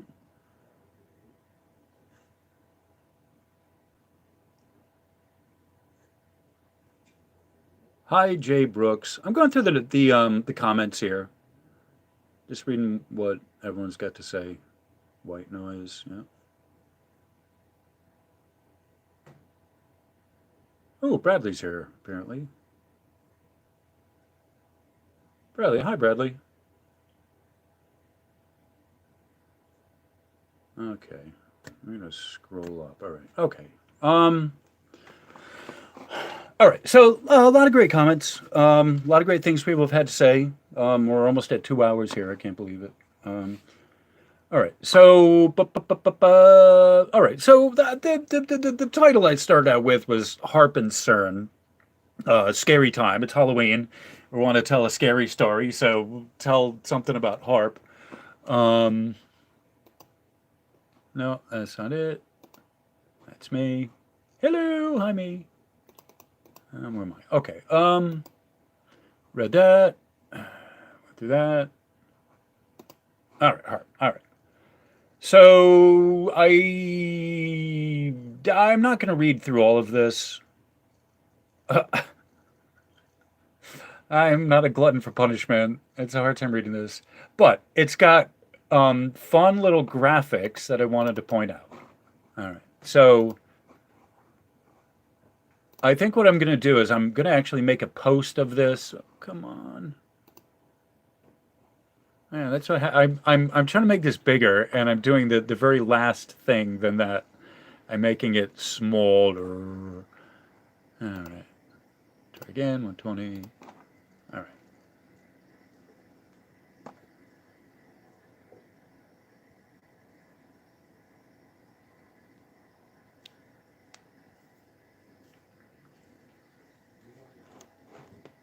right. Okay. Just going to adjust this so I can. Don't worry, it's not an earthquake. I'm actually doing this the way that I had done it originally with my J3, my Samsung J3 as the camera, rather than the capture system. All right. So I'm sorry for the if I've given you a vertigo by the quick zooming in and out. I apologize to that. Okay. But and I'm gonna have to actually I have an idea. I have an idea.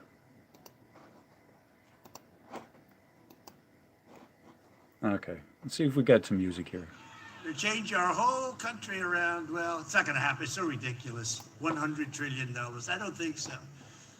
A vote for Biden and Harris is a vote to ban fracking, ban mining, and completely destroy Pennsylvania. This is true, by the way. It's not going to happen. First of all, we're going to win. You got to get out and vote. We're going to win. Sorry. A vote for me is a vote to remain energy. We're energy independent now. Think of it. Energy independent. Our economy is now growing at the fastest rate ever recorded, 33.1%. Okay, enough of that.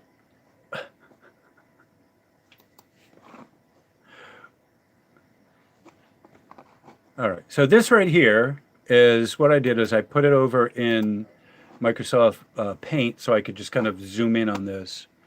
And I want to point out, this isn't like all about HAARP, but there's some things there within, and this is just talking about the spectrogram. Okay, so I'm just talking about the spectrogram here in HAARP. Okay.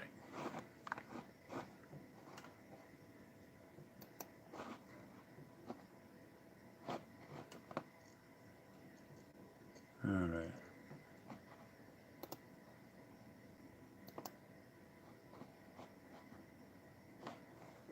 All right. Let me turn that off. Let me get some music back. There we go. All right.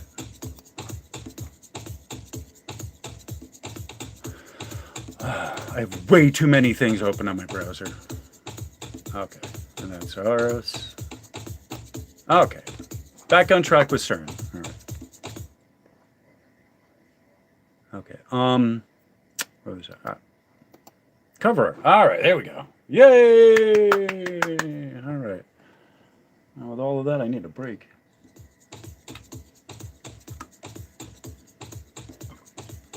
All right, I'm going to leave this on the screen for a minute, have some music. I got to make some coffee, so just relax. Apparently, this is going to be a in-depth video. Talk amongst yourselves. I need to make some coffee.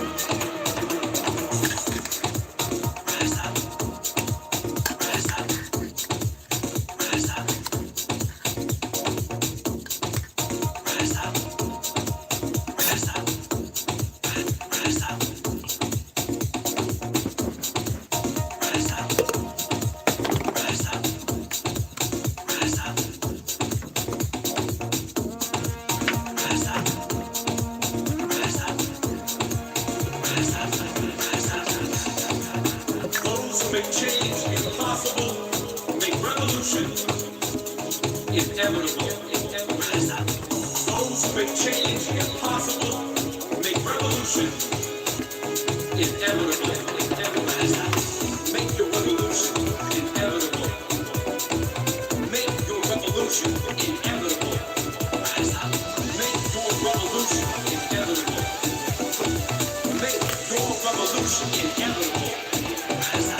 Rulers of ours enshrined in the Constitution, embedded with it are the roots of a racist institution.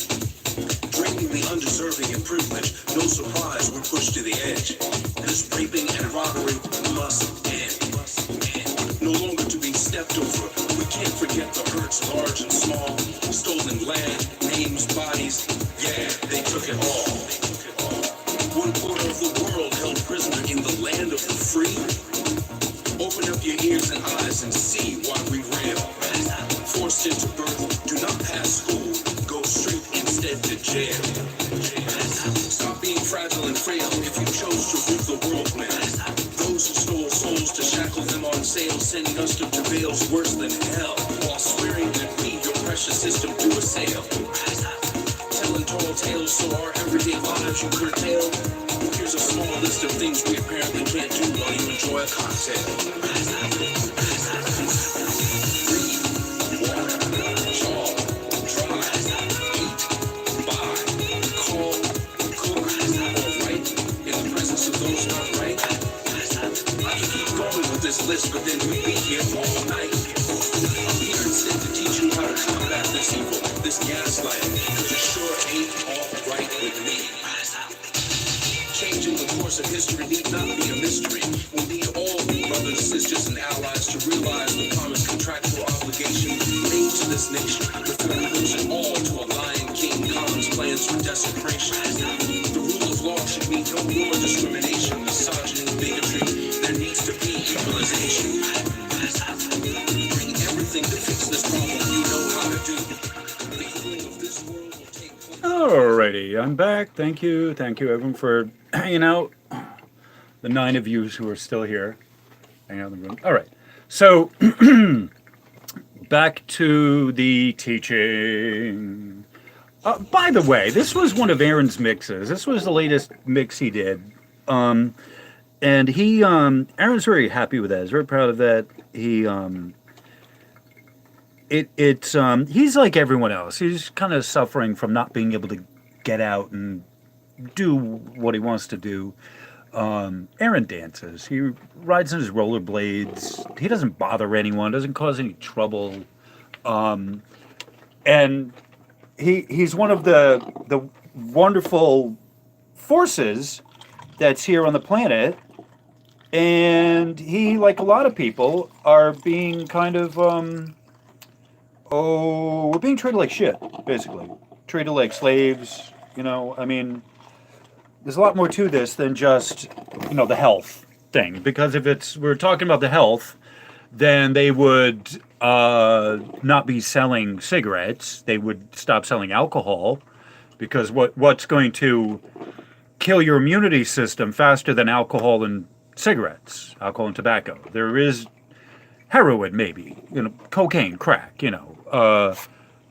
Outside of that, there's not many things that are going to, you know, that are sold over the counter. You know, there's things that you have to get special permits that are going to end your life quicker than alcohol and tobacco. I mean, yeah, that's a thing. However, what's sold over the counter? I mean, you're not getting sulfuric acid over the counter. I mean, you know, let's just face this. So of what is sold over the counter and what is made available to people, if the thing was really, truly about our health, then they would stop selling a lot of these things that are killing us. However, liquor stores are open. The lotteries are open. You know, gambling, places to gamble, places to drink, they're all open, you know. Anyway, so Aaron did this mix, and he, you know, he's trying to get out of that space, and, you know, he's just, that's what the human race is about. That's what ascension is. If it's anything, if ascension is anything and it means anything, it is us consciously getting out of our own way, getting out of each other's way, and becoming fully functioning autonomous people, and not getting all worked up over window dressing. You know, part of this, the ascension, is take your effing power back. Don't give it to elected officials, and yet then wonder why things haven't improved. If you want to give in to the elected officials, the elected system, that's fine. Maybe, you know, like, yeah, it'll help you feel better, think you're doing something. That is a thing as well. But the real, you know, like when you vote, it's giving away your power. That's kind of what that is. What that ballot is me giving into the system, which in itself, I guess, is not necessarily a bad thing, but we're still stuck with the shit that doesn't work. And how many times do we need to be lied to know that the officials, do we need to be lied to know that the elected officials are not on our side, not on my side, not on your side, you know? And I can understand. It's like, let me put it this way. When I go out, I wear the mask. I was wearing this one with the skull and crossbones, which I love. The Mask of Amontillado, I called it. I'll show you. This one here, right there. That was what I had worn out in public for quite a while. And I wish I could have got one that said, "You are going to die." Like, you know, that cheery note. I couldn't find it. But I wear the mask out there in public because, all right, it's a rule. I'm not trying to, you know, bring heat to myself. And a lot of places are refusing to serve you if you don't have a mask. But I explain this to people, I wear a mask so that you see me wearing a mask and you will feel better knowing that everyone is doing their part. So me wearing a mask will make you feel better because you see the people around you trying to be in unity with everything. So, yeah, I'm not fond of wearing the mask, but I'm willing to speak out against it. I wear it in public only because only because of, like I said, like, all right, I want to get served. There's a convenience factor of not causing trouble. And then there is, like I said, more importantly, it's I wear it for your benefit. So you looking at it, you'll smile. You'll feel happier knowing other people are keeping themselves safe and blah, blah, blah, blah, blah. But, just because you wear a mask doesn't mean it's like, oh yeah, I'm all for this. It's like, no, I'm not. I'm against myself starving because I won't get served at places. Outside of that, the mask becomes one more political statement, in my humble view. And how do I know this? Because you see people making the mask a fashion statement. The face covering, yeah, it's a fashion statement. So anyway, on that cheery note, Aaron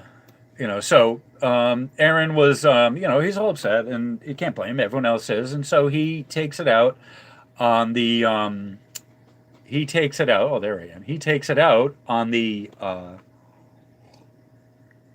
mixer. I'm going to move this back to where it should have been. He takes it out on the mixer, and he comes up with some pretty freaking amazing mixes. All right. I mean, that's about as small as it's going to get. All right. So, this right here is. I'm looking at the graphic. I'm less interested in like the technical aspects of this than I am at pointing out.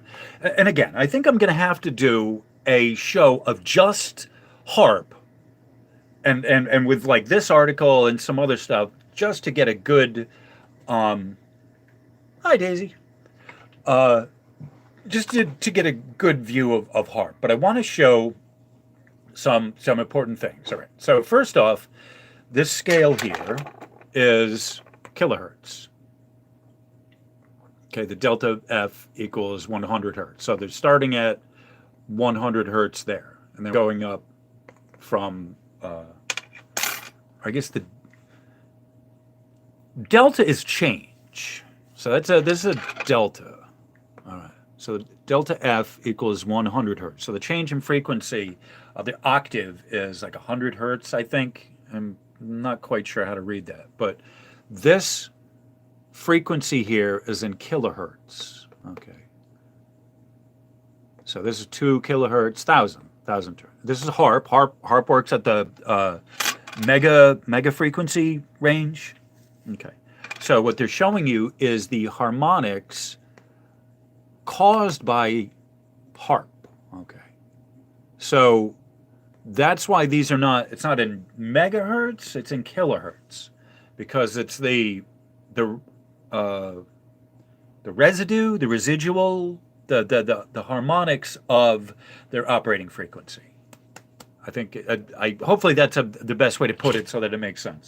The harmonics of the operating frequency. HAARP itself operates at megahertz, but these are kilohertz. So 1,000 kilohertz, 1,000 kilo is a mega. 1,000 mega is a giga. 1,000 giga is a peta or peta. All right. So I had shown you the pattern, the broadcast pattern in those crosses somewhere in here. Oh no, this is my cover art. It's not in here, of course. All right. All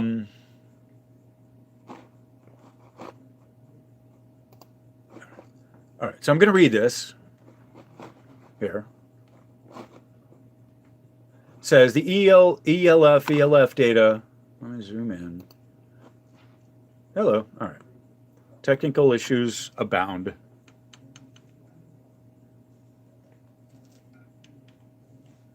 I have an idea. Let's just make this smaller. All right. Oh yeah, yeah, the candy cigarettes. Oh yeah, yeah. Oh yeah, oh yeah. My mom would never let us get the candy cigarettes. Yeah, she knew better. The candy cigarettes are a gateway drug. Just remember that.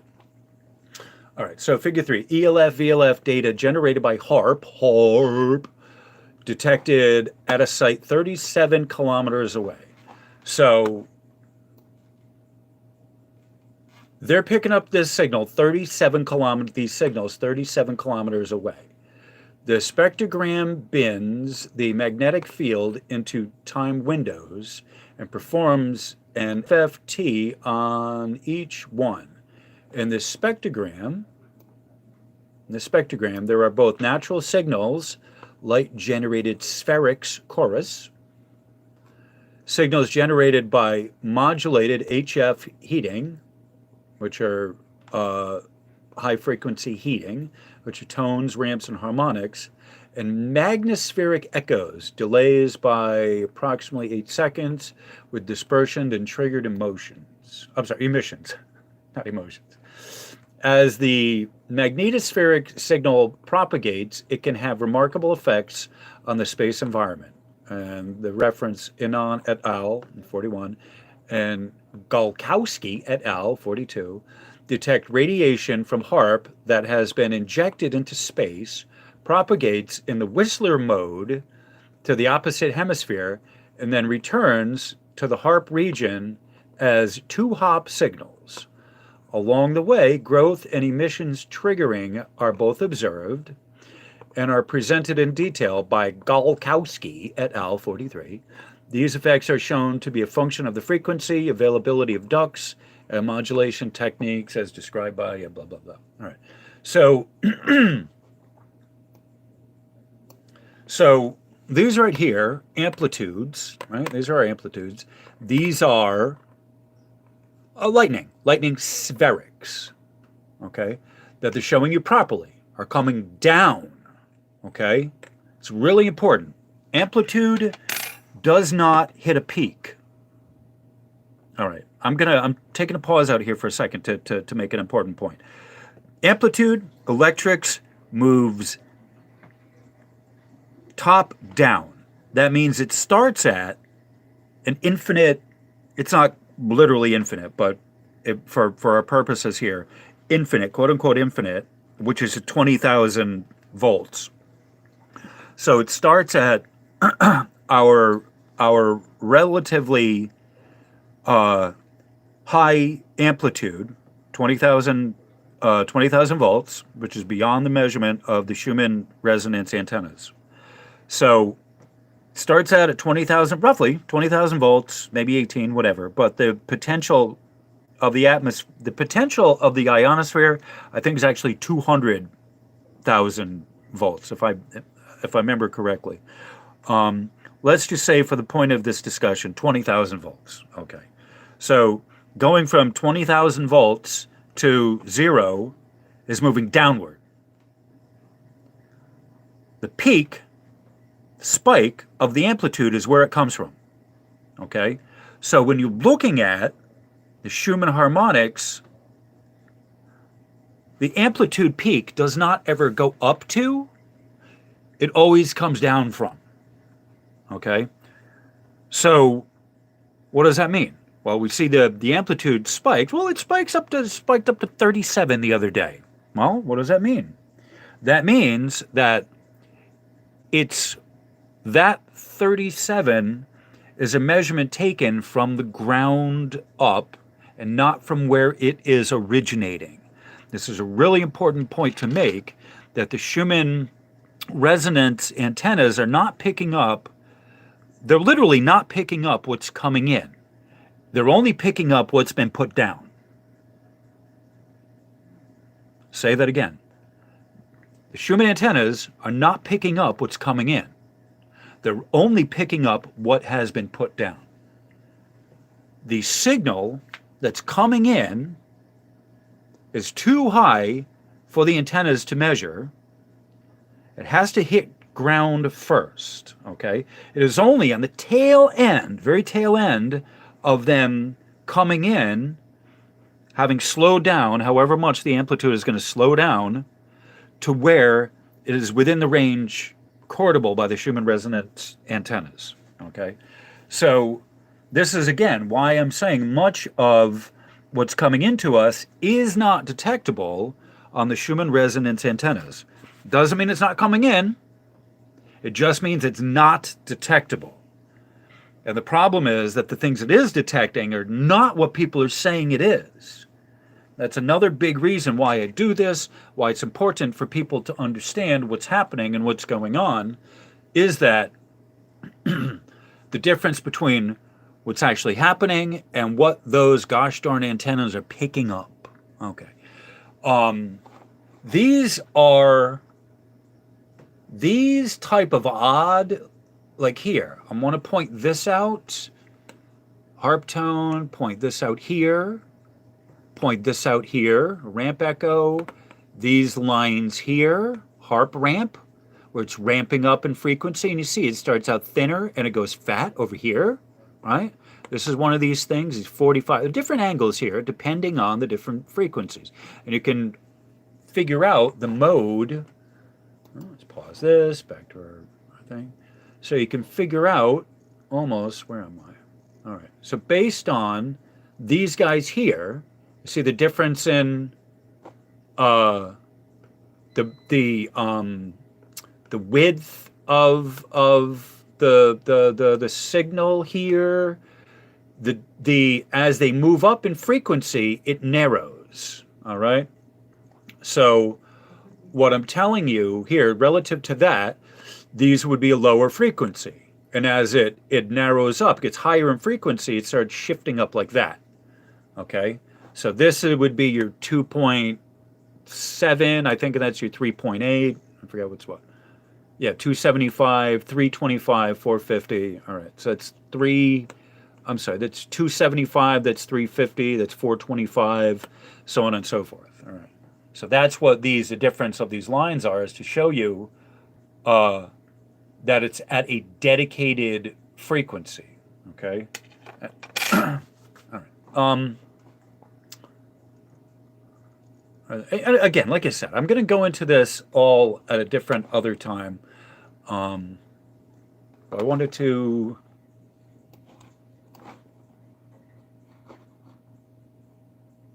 All right, I'm going to take a. I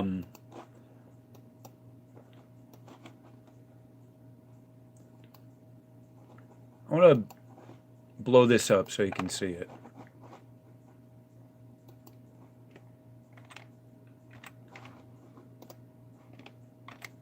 Oh, come on.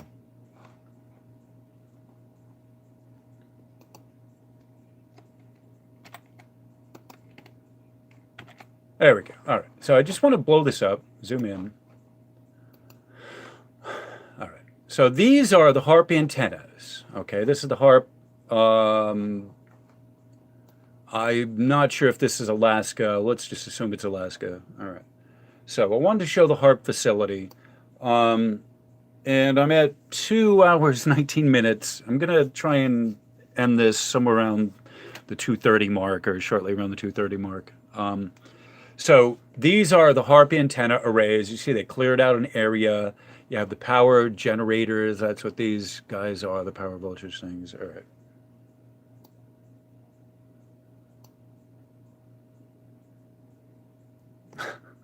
Chatty Cathy. Okay. Thank you, Daisy. Well, I will call you Chatty Cathy for the rest of the night, for however long that may be. All right. So going to save this.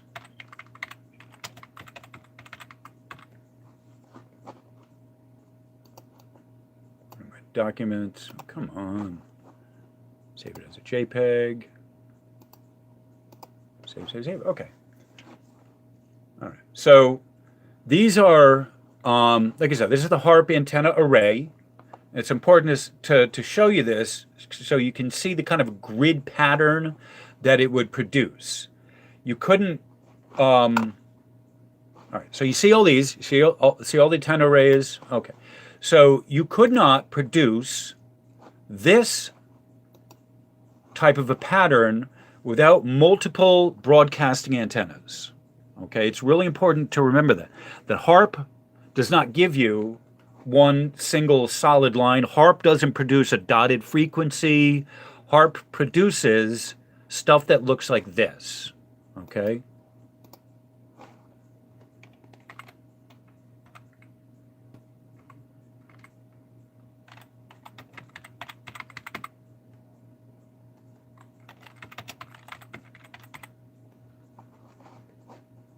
Save it as a JPEG. Okay. So, if you're talking about, you're talking about the signals. This is what we're talking about. The type of signals that you would see these are the type of signals that you would see coming from HAARP. Okay. So these are the tone harmonic flat line, straight line. Now, there's a difference between a short line and a dotted line. Okay. I don't want to go into that, but you see, these lines aren't very long, so it's hard to say, well, they're not, these aren't dotted lines, but this is within the scope of this. There's a little bit there, maybe a little bit there, but generally these are solid lines. Maybe they missed a little bit there. Okay.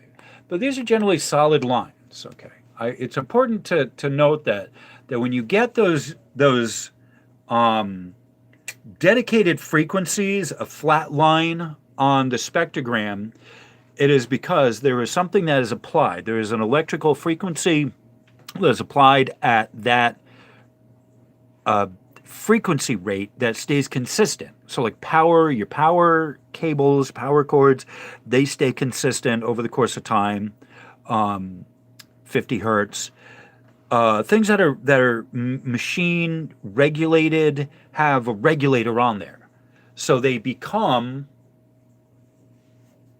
a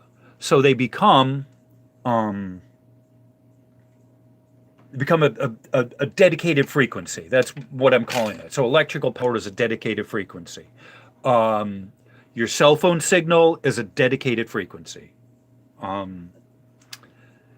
That's one of the things that we're looking at of the difference between what's happening naturally and what's happening man-made on the chart, the graph, is that the flat line of the dedicated frequency is something that's regulated by a machine. Okay. All right. I just want to say something on Mercury retrograde, a planet retrograde, because this is in the comments. I'm reading the comments.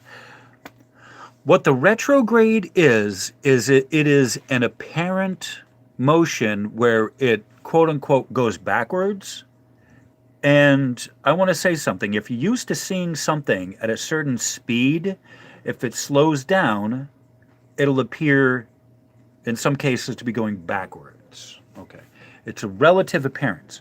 What retrograde is it is literally the closest approach to between two bodies. It's like going on the highway, overtaking a semi. From a distance away, it's moving faster than you, but eventually you catch up to it. You're traveling within each other's kind of gravity. You're traveling within each other's, you're right next to it on the highway. You feel the truck. You feel the air and the excitement of everything moving around you, and you feel it sucking in your energy. You feel it, the gravity of the truck as it's moving. The truck moving has a gravity to it. It shakes you, and then eventually you go by. You can read the little things on it. You can read the license plate. You can see the details. You can see, you can see things about it while you're there. But then as you keep going, the effect of the truck gets less and less. But while you are passing, one is passing the other. That's what that retrograde is. It's, quote, an apparent, but what the fuck does that mean? It appears to go backwards? What does that mean? What does that mean? Does it going backward? No, it's not. We are just so close to that body that it appears to go backward as you're passing it. You know, like the truck, after you passed it, it appears that the thing's moving backwards, right? Like as you're moving past it, it appears the truck is moving backwards. So as you're going on the highway, you're overtaking something. It appears that the truck is moving backwards, but that's only because you're moving faster than it. So that's what retrograde of a planet is it's the closest approach. Someone said that we are at the closest approach to Mercury, I think it was, in 15 years. Yeah. So we have the perihelion, the aphelion, what are the words? Aphelion and the perihelion. That's the closest, if I remember correctly. The I forget, one is the closest approach and one is the furthest away approach. So the aphelion, I think, is the furthest. The perihelion, I think, is the closest. I get them two mixed up, but that's what perihelion and aphelion are, is the closest and the furthest in the orbits. Okay. So all of the planets, Earth, with all of these planets, and with the sun, the moon, all of us, go into a retrograde. Apparently backward motion. It's because you're passing it. But it's during the retrograde period where there's the most effect from that other passing body to us that we feel it. So Mercury retrograde, nothing new. No new communications during this time. It's hot, it's heavy, it's passionate. Messages of love, with passion, with compassion, will get through. Think of Mercury retrograde as if Mrs. Mercury is in the office. Mrs. Mercury, who is Mercury's wife, the feminine aspect of Mercury, is at work at this time.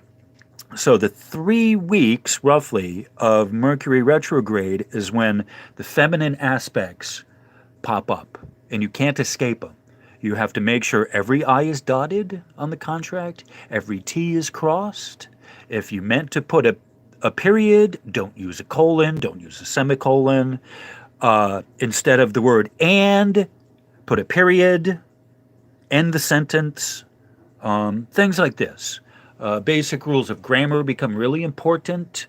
People are confused, people are muddy-headed, people don't know what they're thinking, they tell you ridiculous shit because they don't even know what they're thinking. That's what Mercury retrograde is. And especially now, as you saw, this is the closest one that we're coming to. So this is especially important why you would not want to go through any new ventures, no new contracts. Don't start making a building now. Don't start any new thing. Don't buy a car. Especially do not ever buy a computer or a phone under Mercury retrograde. If you do, get the cheapest one. Know it's only a temporary thing, and then get the real one after the end of Mercury retrograde. You're allowed to have crutches if you need, but don't use Mercury retrograde time to find the best and the baddest fucking phone of all of them. Please, don't do that to yourself. I personally don't care. Do whatever you want, but don't do it to yourself, okay? No new TVs, no new communications. Maybe a book would be okay. I think a book would be okay. It's not a new project. A book is something that's already been done, so you could start a new book because you're not the one starting a book. But even if I'm just talking about reading. However, if you are an author and you're talking about writing a book and you've always been wanting to write a book, Mercury retrograde is a perfect time to start a book. Start writing a book. If you have a thesis, something like that, something that's been in the back of your head for a while, yeah, get it out. That's the time. Mercury retrograde is a time to move messages along on the carrier wave of love. Move messages along on the carrier wave of love, of care, of compassion. Review old contracts. Mercury retrograde is the time to go through your contact list and delete the people you don't talk to anymore. Mercury retrograde is a time to go through your emails, delete old emails, clear out your browser, clear out the temp files, clear out everything that is musty, dusty, rusty, broken, busted, no longer serving your highest and the highest ton line and your highest potential good.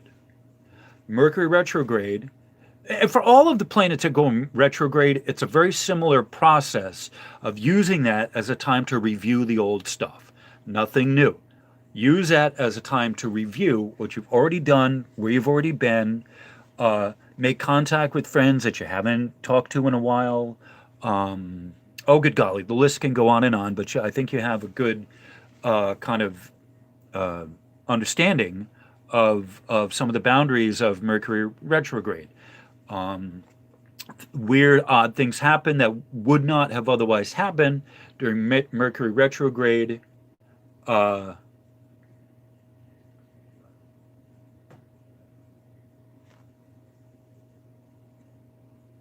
Actually, no. James, you said unless you were born on a Mercury retrograde, then go and make that contract happen. No, that is not correct. My boss was born during Mercury retrograde. Okay? She does the best out of everyone. However, she lost all of the contacts on her phone because her phone broke down during Mercury retrograde, and she had no choice other than to have to get a new phone, have to do something with it because she didn't do the basic maintenance months back that she should have. Of course, Mercury retrograde is a time where all the shit that could have gone wrong does go wrong. She had to bring it into the shop. So, even though she does the best, everyone around her is still affected. So, there's a sense of delusion that actually would come with if you're born during a Mercury retrograde because you are so high on the hog, as it were. You're living on the high end. You think everything else is going to be fine because we only can operate out of our own, our own perceptions. So if you have that view, you will be even worse off because everything around you is still held to that standard. And it may even be worse for you because you're doing so well and everyone else is wondering, why are you doing so well? And the rest of us are shitty. So, I'm just in response to, if you're born during a Mercury grade, you're still held by the same shit standard of the rest of everyone else. Where everything else is breaking down, your stuff too is subject to the same fate. So I just wanted to make a note on that. I wouldn't have known otherwise if my boss was not, but she told me that a bunch of times, and we've actually had this discussion because I bring up Mercury retrograde. When things don't go well, I certainly bring it up. And you can't use that as a crutch all the time for when things go wrong. But, oh, good golly, when it's time, it's time. Okay. All right. Okay, so it's 2:34. I wish I kind of want to stop at 2:34:45, but I don't think that's going to happen. But I'm at the 2-hour 30-minute mark. This is long enough because I got to get some other stuff done. And I think I had like 16 people in here at one point. Thank you all. Thank you everyone for being here. All right, where am I? All right, here I am. All right, so on that cheery note. I had a wonderful time here. I wasn't really sure. I'm still kind of testing the system. And so I can't run a test with it not broadcasting, but I've done a lot of the videos, so I kind of know how this works. I think what I'm going to do is have Alex with me tomorrow. I think we're going to do another come on. I think I'm going to do another live stream with Alex playing guitar tomorrow. I get to talk to him. We have some ideas we want to work out. The other one did very well. This one did somewhat well. Like I said, I'm testing this out, and we're trying to figure out what works. So far, yeah, I think the test was okay. All right. I got a lot of support from you guys. Thank you all very much. Everyone's wonderful. Thank you, Bradley. Thank you, Mimi. The people that were here that I know. And there's a few people that I hadn't seen from before. I even hadn't seen your comments. If you made comments, I haven't seen them. Daisy, thank you. All right, so I think this was I didn't stick as much on harp as I wanted to, but I talked about a lot of stuff that I needed to, and the main topic of this was the spectrogram, and so it's really important. I'm at this point in my discussion, the video. If you've been following along in the videos, I've done 4 now, I think, or 5 about the spectrogram. I have more that I've recorded that I have to put out onto video. But I wanted to do some basic introduction of the spectrogram first before putting out the more complicated stuff. A lot of this is very dry technical stuff, and it's not that easy to kind of wrap your head around. And I do my best to translate it to people the best I can, but it is what it is. And I think that's why it's important to have someone here who can interpret this and try and give you a summarized version of what the Schumann resonances are and all of that. So, it's really important that my guides have been telling me. My guides have been telling me it's really important for me because of what I'm doing here that I should speak up and explain to people about the resonances and the other stuff that are revealed to me. A lot of this stuff, as I read, I ask my guides, explain this to me. Please help me make sense of this. And what you are getting is the benefit of my having asked my guides, what the hell am I reading? And if I get through the abstract, the introduction, and I can't really wrap my head around what's going on, then I don't really go any further with the article, because I know if I'm not able to read it and wrap my head around it, no one else is going to be able to. Unless you're the scientist, you're the guy that put it out, and we're not talking with them. We want to have this in as close to everyday normal people language as possible. And I am learning myself how to phrase it in such a way as to make it digestible and understandable to everyone. All right.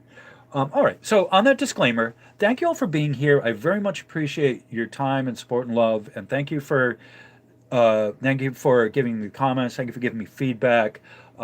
Like, share, subscribe, and remember to tell your friends about this. And I will see you on the flip side. See you on the next live stream. Thank you all for being here. Much love and support. Namaste.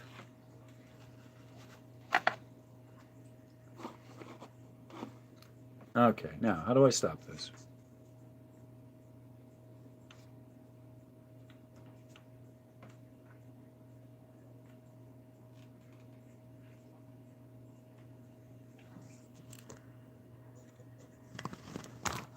Okay.